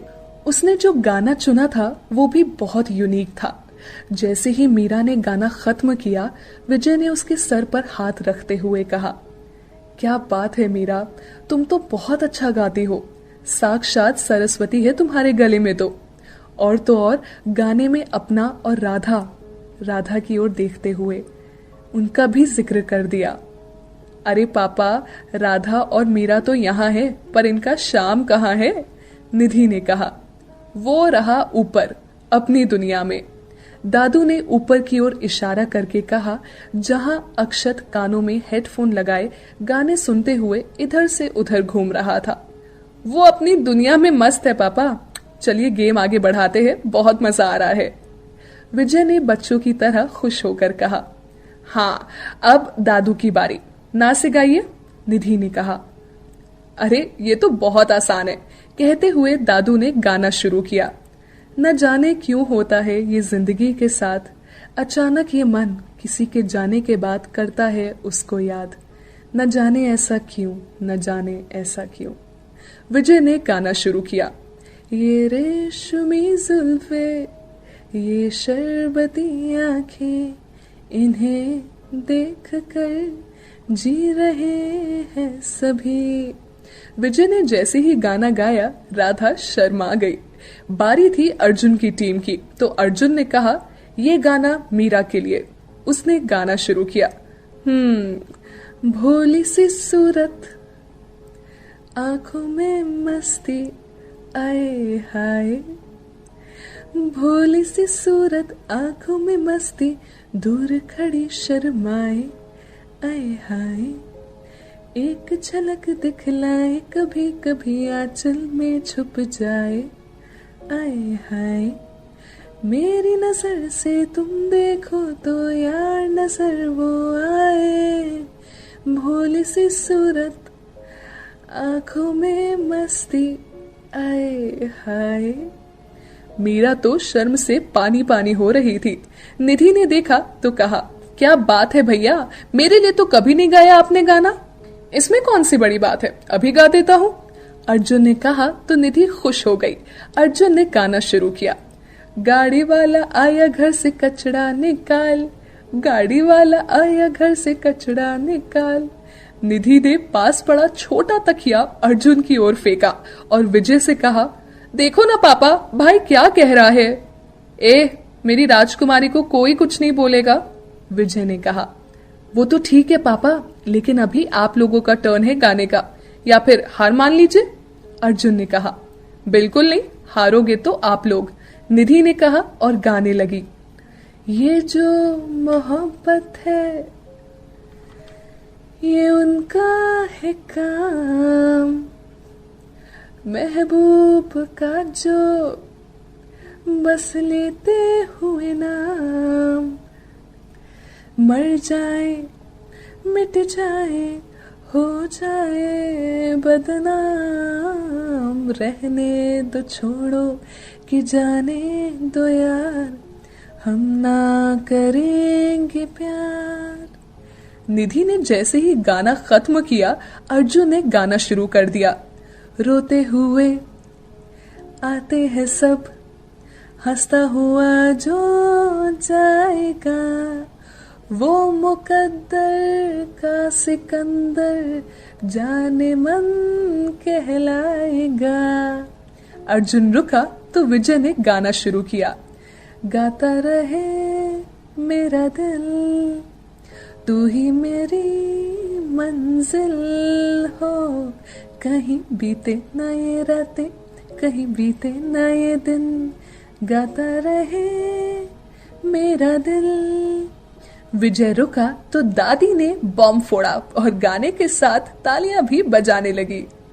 लेके पहला पहला प्यार भर के आंखों में खुमार, जादू नगरी से आया है कोई जादूगर, हो लेके पहला पहला प्यार। दादी के इस रिएक्शन पर अर्जुन ने तो उनका गाल ही चूम लिया। वो 3 इन चारों पर भारी पड़ रहे थे। इधर निधि की टीम हारने के कगार पर थी, लेकिन मीरा को एक गाना सूझा और वो गाने लगी। रमैया वस्तावैया, रमैया वस्तावैया, मैंने दिल तुझको दिया, मैंने दिल तुझको दिया। अब गेम थोड़ा कॉम्प्लिकेटेड हो चुका था। अर्जुन सोचने लगा, लेकिन यहाँ से कोई गाना याद नहीं आ रहा था। उसने दादू की ओर देखा तो दादू ने गाना शुरू किया। याद आ रहा है तेरा प्यार, कहाँ हम कहाँ तुम, हुए गम कहाँ हम, अभी जा एक बार। निधि की टीम से विजय ने गाना शुरू किया। रिमझिम गिरे सावन, सुलग सुलग जाए मन, भीगे आज इस मौसम में, लगी कैसी ये लगन, रिमझिम गिरे सावन। बारी फिर अर्जुन की ओर आ गई। अर्जुन निधि की टीम को फंसाना चाहता था, इसीलिए ऐसा गाना सोचने लगा जिसके बाद सामने वाली टीम कुछ गा ही ना सके। उसने गाना शुरू किया। न कजरे की धार, न मोतियों के हार, ना कोई किया सिंगार, फिर भी कितनी सुंदर हो तुम, कितनी सुंदर हो। अर्जुन मन ही मन खुश हो रहा था कि इसके बाद निधि हार मान लेगी। निधि को अब कोई गाना याद भी नहीं आ रहा था। विजय और राधा भी चुप। मीरा ने जैसे ही ऊपर की ओर देखा, उसकी नजरें ऊपर खड़े अक्षत से जा मिली। अक्षत ने नजरें हटा ली तो मीरा ने गाना शुरू किया। हम दिल दे चुके सनम, तेरे हो गए हैं हम,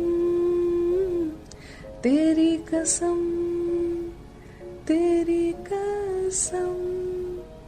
निधि की खुशी का ठिकाना नहीं रहा। वो उछल पड़ी और अर्जुन को ठेंगा दिखाते हुए कहा, ये अब गाओ माँ से, माँ माँ माँ। दादू कुछ गाओ ना, ऐसे तो हार जाएंगे हम लोग, अर्जुन ने कहा। दादू दादी को कोई गाना नहीं सूझ रहा था। निधि खुशी से फूले नहीं समा रही थी। जैसे ही वो अर्जुन की टीम की हार और अपनी टीम की जीत की घोषणा करने के लिए उठी, पीछे से सीढ़ियां उतरते हुए अक्षत ने गाना शुरू किया।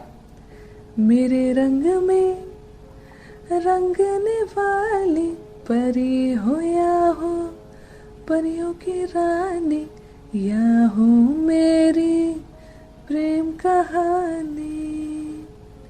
अर्जुन उठा और दौड़कर अक्षत को गले लगाते हुए कहा, लव यू ब्रो, बचा लिया तूने। अक्षत मीरा के सामने आया और गाते हुए कहा, मेरे सवालों का जवाब दो ना। अक्षत गाने की आड़ में मीरा से जवाब मांग रहा था, जिसे मीरा के अलावा कोई समझ नहीं पाया था। अक्षत ने राधा का हाथ पकड़ा और डांस करते हुए आगे गाने लगा। बोलो ना क्यों ये चांद सितारे तकते हैं यूं मुखड़े को तुम्हारे, छू के बदन को हवा क्यों महकती, रात भी है बहकी बहकी, मेरे सवालों का जवाब दो ना। इसके बाद निधि की टीम के पास गाने को कुछ नहीं बचा और फिर वो अर्जुन की टीम से हार गई, लेकिन अक्षत के आने से खुश थी। सभी वापस बैठ गए। भाई मेरा तो अब चाय पीने का मन हो रहा है, दादू ने कहा। हाँ मेरा भी, विजय ने भी हाँ में हाँ मिलाई। हम बनाकर लाते हैं, मीरा ने कहा और किचन की ओर चली गई। मीरा को जाते देखकर अक्षत ने कहा, दादू गाना गाकर गला सूख गया होगा ना, मैं पानी ले आता हूँ आपके लिए। कहते हुए अक्षत भी किचन की ओर बढ़ गया। मीरा किचन में गैस पर चाय का बर्तन रखने ही वाली थी कि अक्षत ने उसका हाथ पकड़कर अपनी ओर कर कर कहा, अब तो बता दो तुमने पापा से क्या कहा? आप यहाँ क्या कर रहे हैं? मीरा ने अपना हाथ छुड़ाकर कहा और गैस की ओर बढ़ गई। उसने पतीला रखा और चाय बनाने लगी। अक्षत बिल्कुल उसके बगल में आकर खड़ा हो गया और कहा, सॉरी, मुझे इस तरह तुम्हारा हाथ नहीं पकड़ना चाहिए था। मीरा ने पहली बार अक्षत के मुंह से सॉरी सुना। वो उसकी ओर देखकर मुस्कुरा दी और फिर अपना ध्यान चाय की ओर लगा दिया। अक्षत मीरा के सामने प्लेटफॉर्म पर बैठ गया और कहा, देखो वैसे गेम मैं जीता हूं तो तुम्हारी टीम का फर्ज बनता है इनाम देने का, तो तुम मुझे इनाम मत दो, बस ये बता दो कि पापा से कहा क्या तुमने? आप तब से इस बात के इतना पीछे क्यों पड़े हैं? मीरा ने कहा। अक्षत मीरा के पास आया और कहा, क्योंकि आज से पहले पापा ने कभी अपने फैसले नहीं बदले। तुम में कुछ तो खास बात होगी ना जो उन्होंने हाँ कह दी। अक्षत की बात सुनकर मीरा खामोश हो गई। उसका चाय पर भी ध्यान नहीं रहा, बस अक्षत की आंखों में देखती रही। चाय उफन कर जैसे ही गिरने वाली थी, दोनों ने साथ साथ गैस बंद करने को हाथ बढ़ाया, जिससे दोनों ही एक दूसरे को छू कर गुजरे। दोनों बहुत करीब खड़े थे और फिर अक्षत ही पीछे हट गया। मीरा ने चाय कप्स में डाली और बिना अक्षत की बात का जवाब दिए बाहर निकल गई। अक्षत को परेशान करके उसे बहुत अच्छा लग रहा था। चाय पीकर सभी अपने अपने कमरों में चले गए। मीरा ने बर्तन उठाए और किचन में रख दिए। जैसे ही धोने लगी, राधा ने कहा, तुम जाओ, मैं कर दूंगी। मीरा चली गई। जैसे ही वो सीढ़ियों पर आई, अक्षत ने उसका हाथ पकड़कर रोकते हुए कहा, ए मीरा, ए मीरा। मीरा ने टॉन्ट मारते हुए कहा, I mean Meera ji, please बता दीजिए। अक्षत ने बड़े ही प्यार से कहा, आपको क्यों जानना है? आपको भी मोनालिसा से शादी करने में हमारी हेल्प चाहिए क्या? मीरा ने मजाक करते हुए कहा। मोनालिसा का नाम सुनते ही अक्षत ने मीरा का हाथ झटका और गुस्से से वहां से चला गया। मीरा के मुंह से मोना का नाम सुनकर अक्षत गुस्से में वहां से चला गया, लेकिन मीरा का उसके गुस्से की ओर ध्यान ही नहीं गया। उसे लगा उसके बार बार परेशान करने से अक्षत चला गया है। वो अपने कमरे में आकर सो गई। अगले दिन संडे था। सुबह उठकर जब मीरा आंख मसलते हुए नीचे आई तो उसने देखा राधा रघु को कहकर घर में साज सज्जा करवा रही है, खुद भी भाग दौड़ कर रही है। दादाजी और विजय आपस में किसी बात पर चर्चा कर रहे हैं। मीरा राधा के पास आई और कहा, आंटी, ये सुबह सुबह क्या हो रहा है? नीता के घर वाले मिलने आ रहे हैं, उन्हीं के लिए ये सब तैयारियां हो रही है। तुम जाकर नहा लो, फिर मेरी हेल्प करने नीचे आ जाना। राधा ने गुलदस्ते में ताजा फूल लगाते हुए कहा, लीजिए, ये भी कोई कहने की बात है, हम अभी नहा कर आते हैं। मीरा ने कहा और जैसे ही जाने लगी विजय ने आवाज लगा दी। मीरा उनकी ओर चली गई और कहा, जी अंकल। मीरा, तुम्हारे हिसाब से नीता के लिए कौन सा तोहफा सही रहेगा? विजय ने फोन मीरा को दिखाते हुए कहा। अंकल, ये सब आप हमसे क्यों पूछ रहे हैं? मीरा ने झिझकते हुए कहा। अरे बेटा, नीता और तुम एक ही जनरेशन की हो, तो तुम्हारी जनरेशन वालों की पसंद हमसे तो अलग ही होगी ना, इसीलिए पूछा। विजय ने कहा। अंकल जी, हमें लगता है उन्हें ये डायमंड वाला पसंद आएगा। मीरा ने कहा। थैंक यू बेटा। और तुम यहाँ क्या कर रही हो? जल्दी से तैयार होकर नीचे आओ, बहुत सारी तैयारियां भी तो करनी है।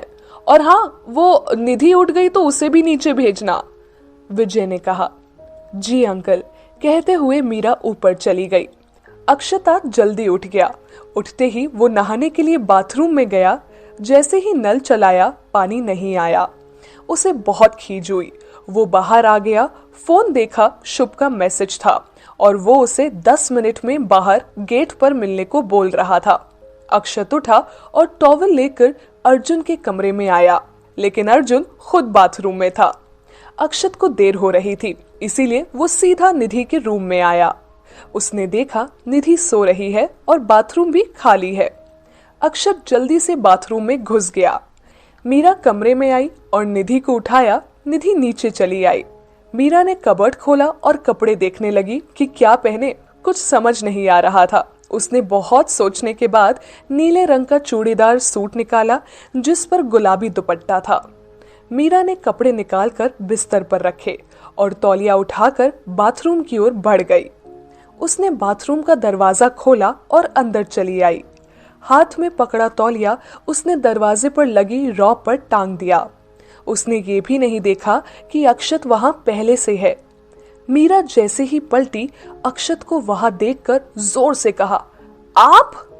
अक्षत भी मीरा को वहां देखकर हैरान था।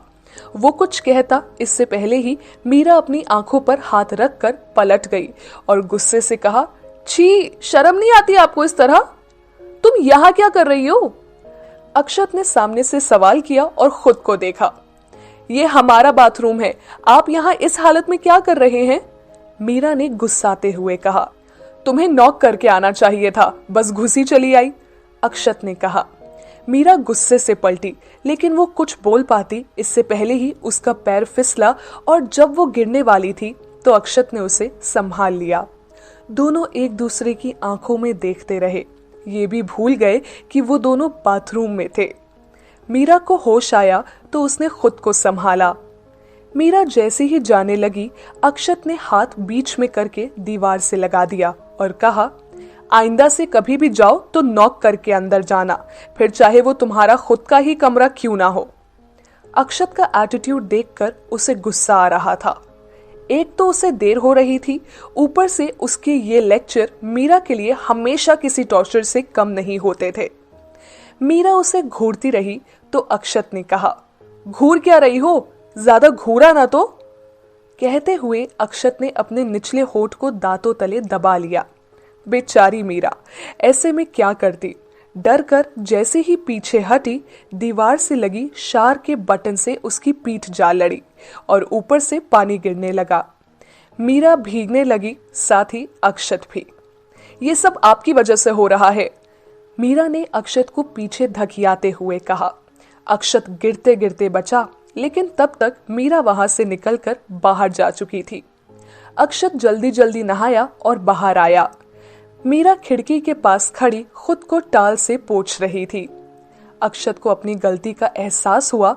वो बिना कुछ बोले वहां से निकल गया। मीरा जैसे ही बाथरूम जाने के लिए बढ़ी, उसकी नजर बेड पर रखे कागज पर गई।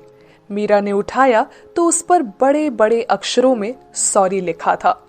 मीरा गुस्से में भी मुस्कुरा उठी। बाथरूम जाकर वो नहाई और फिर सूट पहना। कानों में छोटे छोटे नीले रंग के बूंदे पहने। हॉस्टल से यहाँ आने के बाद पहली बार उसने नीला रंग पहना था। आंखों में काजल लगाया और माथे पर छोटी सी बिंदी लगाकर दुपट्टा गले में डाल मीरा कमरे से बाहर आई। ये शायद इत्तेफाक ही था कि अक्षत ने भी आज नीले रंग की ही शर्ट पहनी थी। वो कान फोन से लगाए शर्ट की बाजू फोल्ड करते हुए सीढ़ियों की तरफ ही आ रहा था। अक्षत जल्दी में था। ऊपर से शुभ फोन पर देर करने के लिए चिल्ला रहा था। ना वो ठीक से बात कर पा रहा था, ना ही बाजू फोल्ड कर पा रहा था। फोन भी कंधे और कान के बीच रखे हुए था। मीरा ने देखा तो उसके पास आई और उसे रोककर खुद उसके बाजू को फोल्ड करने लगी। अक्षत ने देखा मीरा इतने प्यार से वो सब उसके लिए कर रही थी। वो सब भूलकर मीरा के चेहरे की ओर देखने लगा। उधर फोन पर शुभ हेलो हेलो चिल्ला रहा था, पर अक्षत को ना कुछ सुनाई दे रहा था और ना ही कुछ समझ आ रहा था।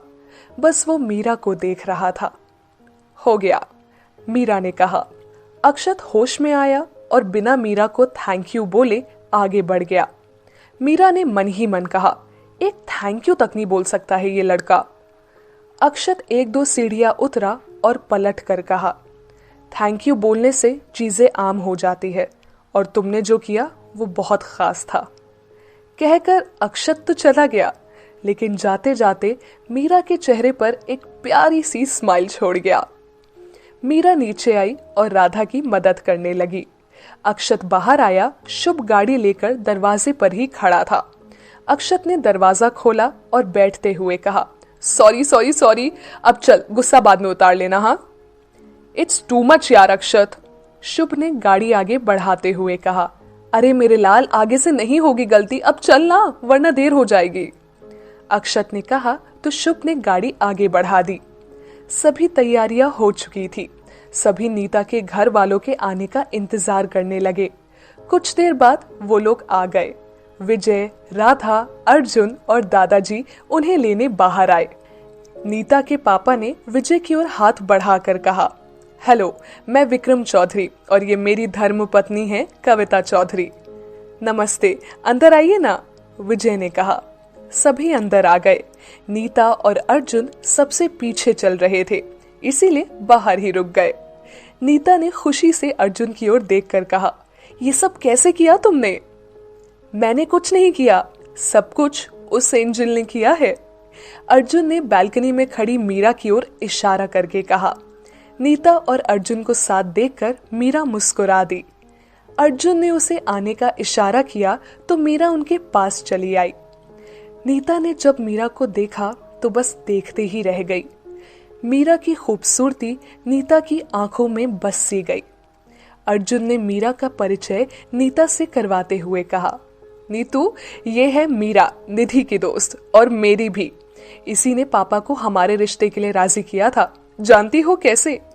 नीता ने ना में गर्दन हिला दी तो अर्जुन ने कहा, प्याज कटवाकर, आंखों में आंसू ले आई और पापा को इमोशनल डायलॉग सुनाकर। अर्जुन ने जैसे ही कहा, मीरा जोर जोर से हंसने लगी। हंसती हुई वो और भी प्यारी लगती थी। उसने नीता की ओर देखकर कहा, आप दोनों साथ में बहुत अच्छे लग रहे हो। नीता ने आगे बढ़कर उसे गले लगा लिया और कहा, तुम नहीं जानती तुमने हमारे लिए क्या किया है।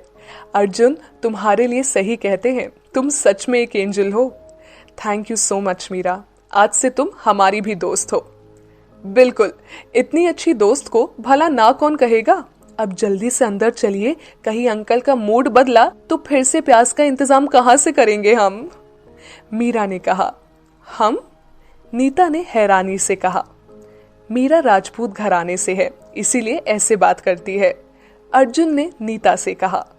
लेकिन राजपूतों वाली एक भी बात नहीं है हम में, सिवाय एक के, मीरा ने दोनों के बीच चलते हुए कहा। और वो क्या है मिस एंजल? अर्जुन ने कहा।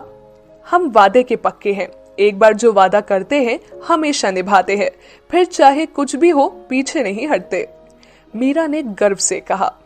बहुत अच्छा, फिर मुझसे भी एक वादा करो कि हमेशा ऐसी ही मुस्कुराती रहोगी, अर्जुन ने कहा। मीरा ने कहा और फिर तीनों अंदर हॉल में आ गए। नीता अपने माँ पापा के साथ जाकर बैठ गई और अर्जुन दादाजी के पास। विजय ने विक्रम जी को सबसे रूबरू करवाया और मीरा को अपने पास आने का इशारा किया। मीरा उनके पास आई तो विजय ने उसका हाथ पकड़ा और कहा, ये है हमारी मीरा, मेरी बेटी निधि की दोस्त, हमारे साथ इसी घर में रहती है। विजय की बातों में अपने लिए इतना प्यार और सम्मान देखकर मीरा की आंखों में नमी तैर गई। उस नमी को कोई देख ना ले, ये सोचकर उसने सबको नमस्ते करने के बाद कहा, हम सबके लिए चाय ले आते हैं।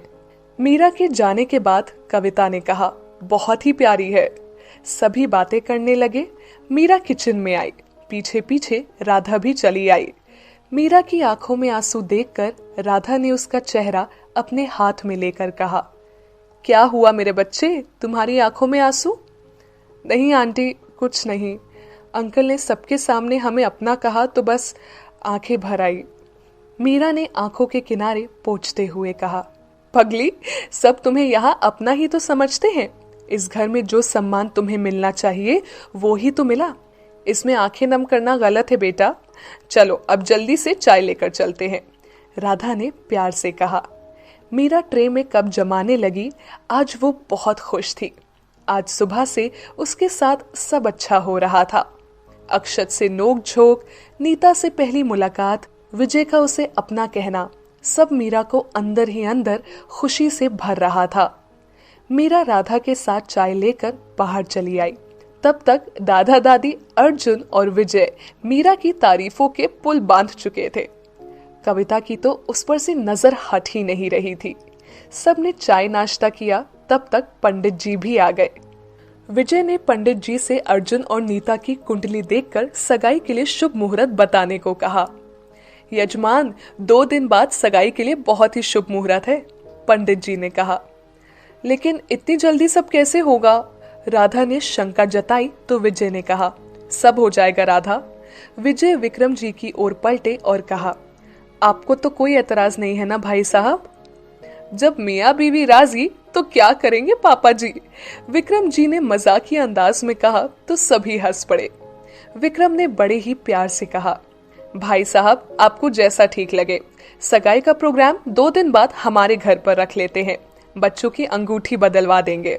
ठीक है भाई साहब, कहकर विजय पंडित जी की ओर पलटे और कहा, पंडित जी 2 दिन बाद का मुहूर्त ही रख दीजिए, वैसे भी काफी दिन हो गए घर में कोई नाच गाना नहीं हुआ है। भाई साहब अंगूठी की रस्म आपके घर रखेंगे, लेकिन मेहमानों के लिए एक छोटा सा खाने और संगीत का प्रोग्राम हम अपने घर रखना चाहते हैं, अगर आपको परेशानी ना हो तो, जिसमें आपको भी सपरिवार शामिल होना होगा, राधा ने अपने मन की बात कही।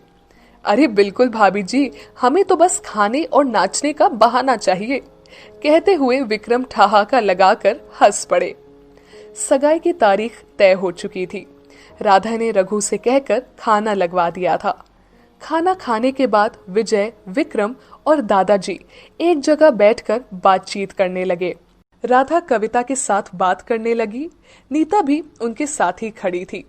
अर्जुन कब से उसे वहां से साइड में आने के लिए बार बार इशारे कर रहा था, कभी मैसेज तो कभी कॉल, लेकिन बेचारी नीता ऐसे सबके सामने कैसे निकलती। मीरा ने देखा तो उसने राधा के पास आकर कहा, आंटी नीता जी के जाने से पहले इन्हें घर दिखा दे। हाँ हाँ बेटा बिल्कुल, राधा ने कहा। मीरा नीता को लेकर साथ चली आई। उसने पहले नीचे का घर दिखाया और फिर उसका हाथ पकड़े पकड़े ऊपर ले आई। अर्जुन तो बस मीरा पर फिदा ही होने वाला था, वो उसकी हर समस्या का हल निकाल देती थी। मीरा ने उसे अपना और निधि का कमरा दिखाते हुए कहा, यहाँ हम और निधि रहते हैं। अच्छा है, नीता ने कहा। और मैं? पीछे से निधि ने नीता के गले में बांह डालकर कहा। अरे आप तो हो ही इतनी प्यारी, लेकिन ये बताओ अब तक थी कहाँ? हमसे मिलने भी नहीं आई। नीता ने झूठ मूठ की नाराजगी जताते हुए कहा। सॉरी भाभी, वो नहाने चली गई थी, नहाते नहाते सो गई। निधि ने मासूम सी शक्ल बनाकर कहा। कोई बात नहीं, नीता ने प्यार से कहा और तीनों कमरे से बाहर आ गई। बाहर आते ही निधि ने कहा, अब हम बताते हैं, वो है अर्जुन भैया का कमरा, आपका और भैया का कमरा। निधि ने लास्ट लाइन शरारत से कही तो नीता मुस्कुरा दी। निधि नीता को लेकर अक्षत के कमरे के सामने आई और कहा, और ये है हमारे सबसे छोटे पर सबसे ज्यादा अजीब भाई का कमरा। अजीब क्यों? नीता ने हैरानी से कहा। जब आप मिलोगी ना उनसे खुद ही जान जाओगी, निधि ने कहा। नीता जी ये मजाक कर रही है, अजीब नहीं है वो, बस हम लोगों से थोड़े अलग है, उन्हें समझना बहुत आसान है, मीरा ने कहा। मीरा के मुंह से अक्षत की तारीफ सुनकर निधि और नीता मुस्कुराते हुए उसे घूरने लगी। मीरा ने देखा तो दोनों से नजरें बचाते हुए कहा, ऐसा हमें लगता है। किस बात पे चर्चा हो रही है यहाँ? पीछे से अर्जुन ने आते हुए कहा। ये लो भाभी, अब बाकी घर आपको भैया दिखाएंगे, निधि ने कहा और मीरा के साथ वहां से चली गई। कुछ देर बाद अर्जुन और नीता भी नीचे आ गए। सभी नीता के घर वालों को छोड़ने गेट तक आए। नीता ने सबके पैर छुए, निधि और मीरा के गले लगी और फिर राधा से कहा, बस एक ही बात का दुख है कि मैं अपने देवर जी से नहीं मिल पाई आज। अरे बेटा, सगाई वाले दिन मिल लेना, राधा ने प्यार से नीता के गाल को छू कर कहा। नीता ने कहा, आप सभी से मिलकर बहुत अच्छा लगा, आपकी सोच और आपसी प्यार ने मुझे बहुत आकर्षित किया है। एक अच्छे और बेहतरीन परिवार में मेरी बेटी का रिश्ता होने जा रहा है, ये जानकर बहुत खुश हूं मैं। विक्रम ने हाथ जोड़कर कहा। अरे हाथ क्यों जोड़ रहे हैं, गले लगिए, समधी बनने वाले हैं भाई अब तो। कहते हुए विजय विक्रम के गले जा लगे। विजय ने मन ही मन सोचा कि अगर वो सही वक्त पर अपना फैसला ना बदलता तो आज इतने अच्छे लोगों से मिलने का अवसर खो देता। नीता अपने माँ पापा के साथ वहां से चली गई। अंदर आकर विजय ने दादू से कहा, पापा 2 ही दिन है, सगाई की तैयारियां शुरू कर देनी चाहिए। हाँ तू चिंता मत कर, सब हो जाएगा, दादू ने कहा। संडे का दिन था, इसलिए आज सभी घर पर थे। दोपहर बाद सभी आराम करने लगे। राधा कमरे में बैठकर आने वाले मेहमानों की लिस्ट बना रही थी। उधर अर्जुन नीता के लिए कोई अच्छा सा गिफ्ट देखने में लगा था। निधि अपने लैपटॉप पर फिल्म देख रही थी और मीरा वो खिड़की के पास खड़ी न जाने किस सोच में डूबी थी। शाम तक सगाई की आधी तैयारियां हो चुकी थी। राधा ने मीरा और निधि से 2 दिन कॉलेज की छुट्टी करने को कह दिया। सुबह का गया अक्षत शाम तक घर नहीं आया। घर बैठे बैठे निधि बोर हो रही थी तो उसने मीरा से कहा, चलना कहीं बाहर चलते हैं। निधि, हमारा मन नहीं है, तुम जाओ, मीरा ने कहा। अच्छा बाहर नहीं जाना तो रूम के बाहर चलते हैं ना, अक्षत भैया की बालकनी की तरफ बहुत मस्त नजारा दिखता है, प्लीज प्लीज। निधि ने उसका हाथ पकड़कर खींचते हुए कहा। अच्छा बाबा ठीक है, कभी कभी ना बिल्कुल बच्ची हो जाती हो तुम, मीरा ने उठते हुए कहा। दोनों अक्षत वाली साइड आकर बालकनी में खड़ी हो गई। मीरा ने नजरें घुमाकर वहां का नजारा देखा। सच में बहुत खूबसूरत था और ठंडी हवाएं उसके गालों को चूमकर गुजर रही थी। उसका उखड़ा हुआ मन अब थोड़ा थोड़ा ठीक हो गया था। निधि ने देखा तो कहने लगी, पता है ये जगह अक्षत भैया की फेवरेट है, इसीलिए तो उन्होंने मुझसे और अर्जुन भैया से लड़ झगड़ कर ये वाला हिस्सा लिया। निधि ने जैसे ही अक्षत का नाम लिया, मीरा की नजरें खुद ब खुद कमरे की दरवाजे की ओर चली गई। सुबह का गया अक्षत अभी तक वापस नहीं आया था। मीरा का मन एक बार फिर उदास हो गया। निधि कुछ ना कुछ बोले जा रही थी पर मीरा न जाने कहाँ खोई थी। निधि ने कहा, तुम्हें अक्षत भैया कैसे लगते हैं? क्या? मीरा ने निधि की ओर देखते हुए कहा, जैसे उसकी चोरी पकड़ी गई हो।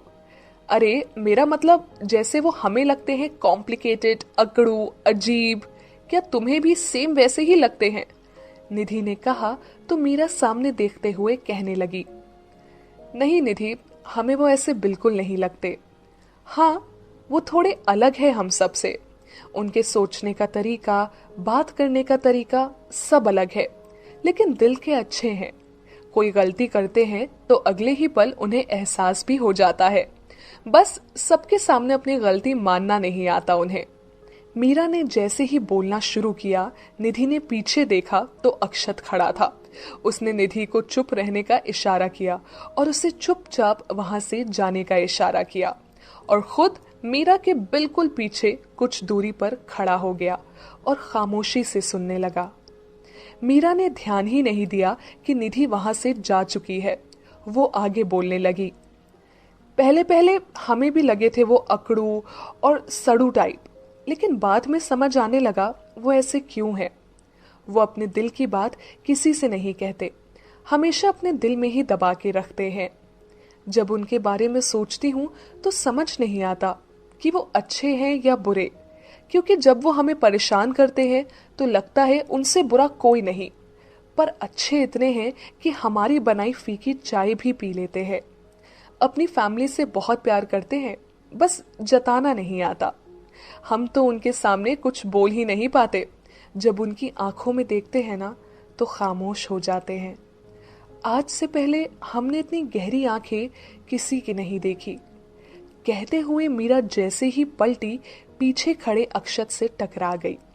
अक्षत को वहां देखकर और निधि को वहां ना पाकर मीरा घबरा गई। उसे एहसास हुआ कि अक्षत ने उसकी कही सारी बात सुन ली है। मीरा अक्षत से नजरें चुराकर जैसे ही जाने लगी, अक्षत ने मीरा का हाथ पकड़कर उसे रोक लिया। मीरा का दिल तेजी से धड़क रहा था, साथ ही अपनी बेवकूफी पर खींच भी आ रही थी। दोनों एक दूसरे से दूर, एक दूसरे का हाथ पकड़े पीठ किए खड़े थे। दोनों के बीच कुछ था और वो थी खामोशियां। मीरा का हाथ अक्षत ने मजबूती से पकड़े हुए था और मीरा चाह कर भी छुड़ा नहीं पाई। मीरा को चुप देखकर अक्षत ने कहा, अक्सर गहरी आंखों में बहुत से राज छुपे होते हैं। अक्षत ने मीरा का हाथ पकड़ा हुआ था। दोनों खामोशी से एक दूसरे की ओर पीठ किए खड़े थे। जो एहसास मीरा महसूस कर रही थी, शायद आज से पहले उसने कभी नहीं किया था। अनजाने में उसने अक्षत के सामने वो सब कह दिया जो वो उसके लिए सोचती थी। अक्षत मीरा के बोलने के इंतजार में था, लेकिन मीरा जैसे खामोश ही हो गई। अक्षत ने उसका हाथ छोड़ दिया तो मीरा वहां से नीचे चली आई। उसका दिल अभी भी तेजी से धड़क रहा था। वो किचन में आई, जग से ग्लास में पानी डाला और एक सांस में पी गई। ये बेचैनियां, ये एहसास कैसा था, मीरा नहीं समझ पा रही थी। कभी वो अपने हाथ को देखती तो कभी मुस्कुरा जाती।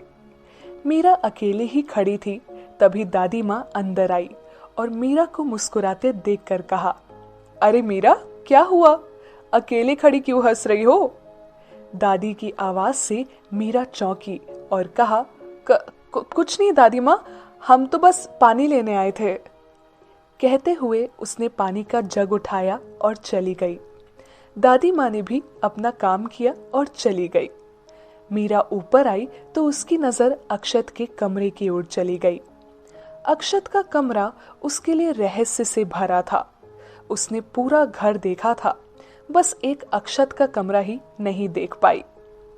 आखिर ऐसा क्या था जो अक्षत किसी को वहां आने नहीं देता था? सोचते हुए मीरा अपने कमरे में चली आई।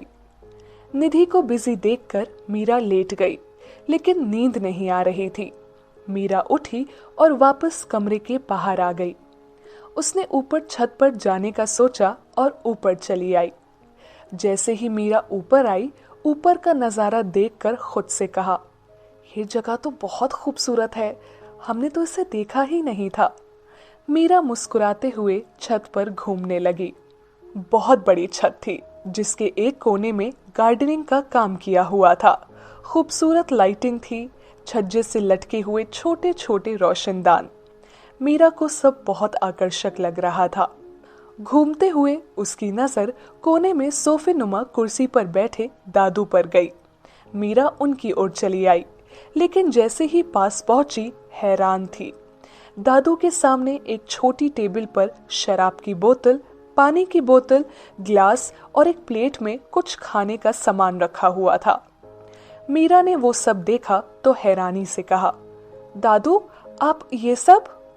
मीरा की आवाज सुनकर दादाजी पलटे और कहा, अरे मीरा आओ। उन्होंने मीरा से सामने पड़ी कुर्सी पर बैठने का इशारा किया। मीरा आकर उनके सामने बैठ गई और थोड़ा गुस्सा दिखाते हुए कहा, दिस इज नॉट फेयर दादू, आपको इस तरह से पीना नहीं चाहिए। अरे बेटा, रोज कहा, बस कभी खुशी का मौका होता है तब पी लेता हूँ, दादाजी ने घूंट भरते हुए कहा। और आपकी तबीयत का क्या? अभी कुछ दिन पहले ही डॉक्टर ने आपको कितनी सारी दवाइयां दी थी। मीरा का गुस्सा करना जारी था।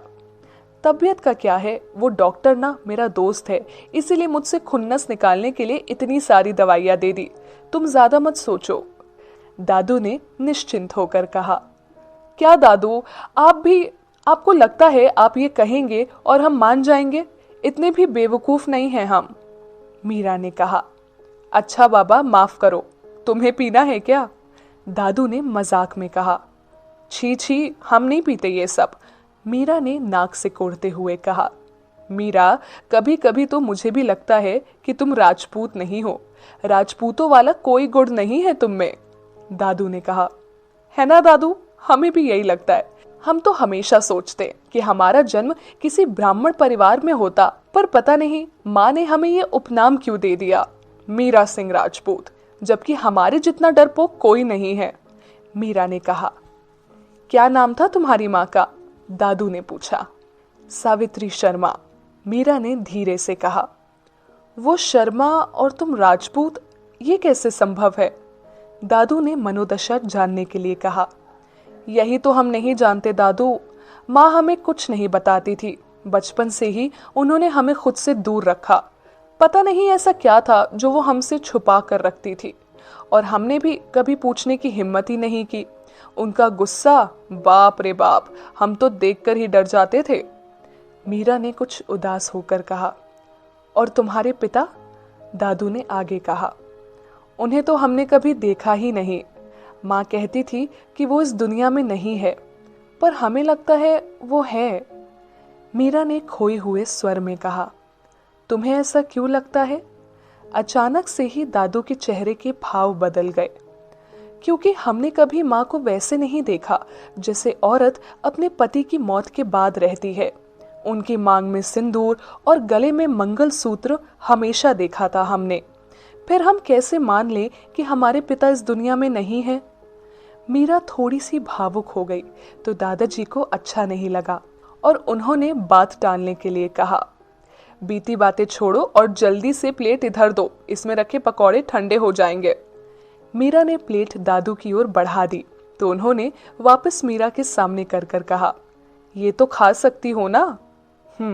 कहते हुए मीरा ने एक टुकड़ा उठा लिया और खाने लगी। दादू अकेले ही ग्लास से घूंट भरते जा रहे थे।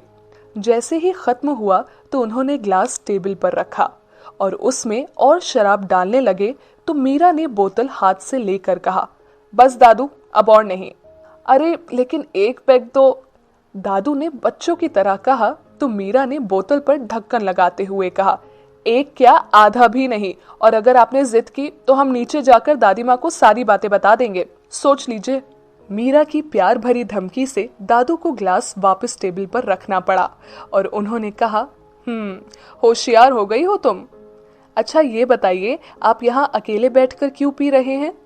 मीरा ने दूसरा टुकड़ा उठाकर खाते हुए कहा, आज मैं बहुत खुश हूँ इसीलिए, और अकेले इसीलिए पी रहा हूँ कि साथ पीने वाला कोई नहीं है, दादू ने कहा। अच्छा, हमें भी बताइए, मीरा ने कहा। दादू मुस्कुराए और कहने लगे, आज विक्रम जी के परिवार से मिलकर अच्छा लगा। अर्जुन जिसे पसंद करता है उससे उसकी शादी होने जा रही है। इससे बड़ी खुशी की बात भला और क्या हो सकती है। विजय मेरा एक लौता बेटा है। वो मुझसे ज्यादा बात नहीं करता, पर वो मेरी कही किसी बात को भी नहीं टालता। कुसुम के जाने के बाद उसका व्यवहार काफी रूखा हो चुका था, लेकिन अर्जुन के लिए उसने अपना फैसला बदल लिया, और ये सब तुम्हारी वजह से हुआ। अरे दादू, हमने कुछ नहीं किया है, सब प्यास का कमाल था, मीरा ने कहा। प्यास का कमाल? मैं कुछ समझा नहीं, दादू ने हैरानी से कहा। मीरा मुस्कुराई और कहा, उस दिन जब हम सब झील देखने गए थे, तब अर्जुन जी ने हमें अपने और नीता के बारे में बताया था, लेकिन जब अंकल ने उनकी शादी की बात कही तो उनका उतरा चेहरा हमसे देखा नहीं गया। हमने उनसे बहुत कहा कि वो अंकल से एक बार बात करे, पर वो तो हमसे भी बड़े डरपोक हैं, नहीं की उन्होंने बात। हमें लगा अब हमें ही कुछ करना पड़ेगा, तो सोचकर अंकल के सामने 2-4 इमोशनल डायलॉग बोले, लेकिन अंकल ने कोई प्रतिक्रिया नहीं दी। फिर हमारे पास एक ही उपाय था, कैसे भी करके अर्जुन जी को इमोशनल करना, ताकि अंकल उन्हें देखे और उनको लगे कि अर्जुन जी उदास है। पर अर्जुन जी ठहरे स्माइली फेस वाले, उनको इमोशनल करना बहुत मुश्किल था। इसीलिए हमने प्यास छीलने को कहा। प्यास बड़े बड़ों को रुला देता है दादू। बस उन्होंने प्यास काटे और उनकी आंखों से आंसू यूं करके बाहर आए, और जैसे ही अंकल ने देखा वो पिघल गए। मीरा की बात सुनकर दादू हंसने लगे और कहा, भाई वाह मीरा, तुम्हारे प्याज ने तो कमाल ही कर दिया। प्याज ने कहा, दादू सारा कमाल तो इनका है। पीछे से अक्षत ने आकर खाली पड़ी कुर्सी पर बैठते हुए कहा। अक्षत को वहां देखकर मीरा का मुंह खुला का खुला रह गया। उसने अक्षत की ओर देखा और कहा, आपने सब सुन लिया? अक्षत ने मीरा की नकल करते हुए कहा, तो इसका मतलब आप अंकल को बता दोगे? मीरा ने डरते डरते कहा। अक्षत ने फिर से मीरा की नकलें की। मीरा बड़बड़ाने लगी, फिर तो अंकल को बहुत हर्ट होगा, उन्हें लगेगा हमने उनसे सब झूठ कहा और अर्जुन जी की शादी के लिए नाटक किया। फिर अर्जुन जी की शादी टूट जाएगी और वो डिप्रेस्ड हो जाएंगे। ऐसे में कहीं उन्होंने सुसाइड कर लिया तो सब हमें जिम्मेदार समझेंगे, अंकल हमें यहाँ से निकाल देंगे, शायद जेल भेज दें। फिर तो हम कभी वहां से नहीं निकल पाएंगे। मीरा को बड़बड़ाते देख दादू और अक्षत मुस्कुरा रहे थे। फिर दादू ने कहा, मीरा ये सिर्फ मजाक कर रहा है, तुम परेशान मत हो, रात बहुत हो गई है, तुम नीचे जाओ। क्या सच में? मीरा ने मासूमियत से कहा। हाँ, तुम्हें भरोसा है ना मुझ पर? दादू ने कहा तो मीरा अक्षत की ओर देखते हुए सोचने लगी। आप पर तो है दादू, पर इनका कोई भरोसा नहीं। उसने दादू की ओर देखकर हाँ में गर्दन हिला दी। दादू ने मीरा को नीचे जाने का इशारा किया। मीरा उठी और अक्षत की ओर बड़बड़ाई, सड़ू। मीरा के वहां से जाते ही दादू ने अक्षत से कहा, कितनी प्यारी बच्ची है, क्यों परेशान करता है उसे? अक्षत ने बोतल उठाई और ढक्कन खोलते हुए कहा, मैंने कहा कुछ किया, वो खुद ही इतना सोच लेती है। आप किसके साथ लेंगे, सोडा या नीट? अक्षत ने शराब गिलास में उड़ेल कर कहा। नहीं भाई, नहीं पीऊंगा अभी, मीरा अभी अभी मना करके गई है, उसे पता चला तो बुरा लगेगा, दादू ने कहा। क्या बात है दादू, मीरा ने मना किया इसलिए नहीं पिएंगे आप? मेरी बात तो ऐसे कभी नहीं मानी आपने, अक्षत ने ताना मारते हुए कहा। मानता तो मैं किसी की भी नहीं, लेकिन उसने इतने प्यार से कहा कि मानना पड़ा। कुछ तो बात है उस बच्ची में अक्षत, कि उसकी हर बात मानने को जी करता है। जब वो प्यार से किसी बात के लिए रोकती है तो एक अपनेपन का एहसास होता है, दादू ने कहा। सठिया गए हैं आप, अक्षत ने गिलास उठाकर उनकी ओर बढ़ाकर कहा। कैसा पोता है तू, शर्म नहीं आती, अपने ही दादा को पैग ऑफर कर रहा है, दादू ने झूठा गुस्सा दिखाते हुए कहा। वाह वाह, क्या बात है, आज सती सावित्री बनने का नाटक। सबको पता है कि मैं ही हूं जिसके साथ बैठकर आप पी सकते हैं, अक्षत ने गिलास उनकी ओर करके कहा। क्या फायदा, तू तो साथ में पीता नहीं है, दादू ने मुंह बनाकर कहा। कंपनी तो दे रहा हूं ना, पीने के बाद जब आपको चढ़ जाती है तो आपकी और दादी की वो 1950 वाली लव स्टोरी मैं ही सुनता हूं, और हर बार वही घिसी पिटी कहानी, कुछ नया नहीं होता उसमें। अक्षत ने प्लेट में रखे पकौड़ों में से एक टुकड़ा उठाकर खाते हुए कहा, मैं तेरा मुंह तोड़ दूंगा अगर मेरी लव स्टोरी को घिसी पिटी कहा तो। तू क्या जाने उस जमाने का प्यार, एक दूसरे को देखने में ही सालों गुजार देते थे। दादू ने कहा, हाँ तभी पापा अकेले रह गए, ना हम लोगों को कोई चाचू मिला और ना ही कोई बुआ। अक्षत ने कहा, बेशर्म। दादू ने कहा तो अक्षत हंसने लगा और कहा, क्या दादू, एक आप ही तो हैं घर में जिनसे मैं अपने दिल की हर बात कर सकता हूँ। हाँ जानता हूँ, इसीलिए तो हर बात सुन लेता हूँ तेरी। अच्छा ये बता, मीरा कैसी लगती है तुझे? दादू ने अचानक से मीरा का नाम लिया तो अक्षत खामोश हो गया और दादू को देखकर कहा, आप तो सच्चाई जानते हैं ना, फिर भी ये सवाल कर रहे हैं। मेरी पसंद और नापसंद से कोई फर्क नहीं पड़ता दादू। अक्षत, मैंने बस ये पूछा है कि मीरा कैसी लगी तुझे। दादू ने फिर वही सवाल दोहराया तो अक्षत ने बात टालते हुए कहा, आज सिन्हा सर से मिला था, उन्होंने कहा है 1 हफ्ते बाद मैं उनके पास प्रैक्टिस के लिए जा सकता हूँ। 2 महीने बाद एंट्रेंस एग्जाम है। ये तो बहुत अच्छी बात है। मैं तो कहता हूँ तुम्हें इंटर्नशिप शहर से बाहर ही करनी चाहिए। दादाजी ने कहा, वो क्यों? अक्षत ने हैरानी से कहा, घर परिवार से दूर रहोगे तभी तो पढ़ाई में मन लगेगा ना। दादू ने कहा, मेरा मन तो लग चुका है दादू। अक्षत बड़बड़ाया। क्या क्या कहा तुमने? दादाजी ने अनजान बनते हुए पूछा। कुछ नहीं दादू, मैं कह रहा था कि बाहर रहा तो एडजस्ट नहीं कर पाऊंगा। बाहर का खाना सब चेंज हो जाएगा, इससे अच्छा है कि मैं घर पर ही रहूं। अक्षत ने दादू से नजरें बचाते हुए कहा, हाँ हाँ बेटा, दिख रहा है आजकल कहाँ मन लगने लगा है तुम्हारा। दादू ने शरारत से कहा, क्या दादू, आप भी सच में सठिया गए हो। नीचे चलो, दादी माँ इंतजार कर रही है। अक्षत ने उठते हुए कहा। दोनों नीचे चले आए। दादू अक्षत को गुड नाइट बोलकर नीचे चले गए। अक्षत अपने कमरे की ओर जाने लगा तो देखा अर्जुन अपने कमरे की बालकनी में बात करता हुआ इधर उधर घूम रहा है। अक्षत उसके पास आया और गले लगाकर कहा, थैंक यू भाई। अक्षत के मुंह से यूं अचानक थैंक यू सुनकर अर्जुन चौंक गया और कहा, थैंक यू? पर किस लिए? आपने उसे मेरे लिए छोड़ दिया। अक्षत ने गले लगाते हुए कहा। क्या छोड़ दिया, बताएगा कुछ? अर्जुन अभी भी हैरान ही था। अक्षत दूर हटा और मुस्कुराकर कहा, कुछ नहीं, गुड नाइट। अक्षत कमरे से बाहर निकल गया।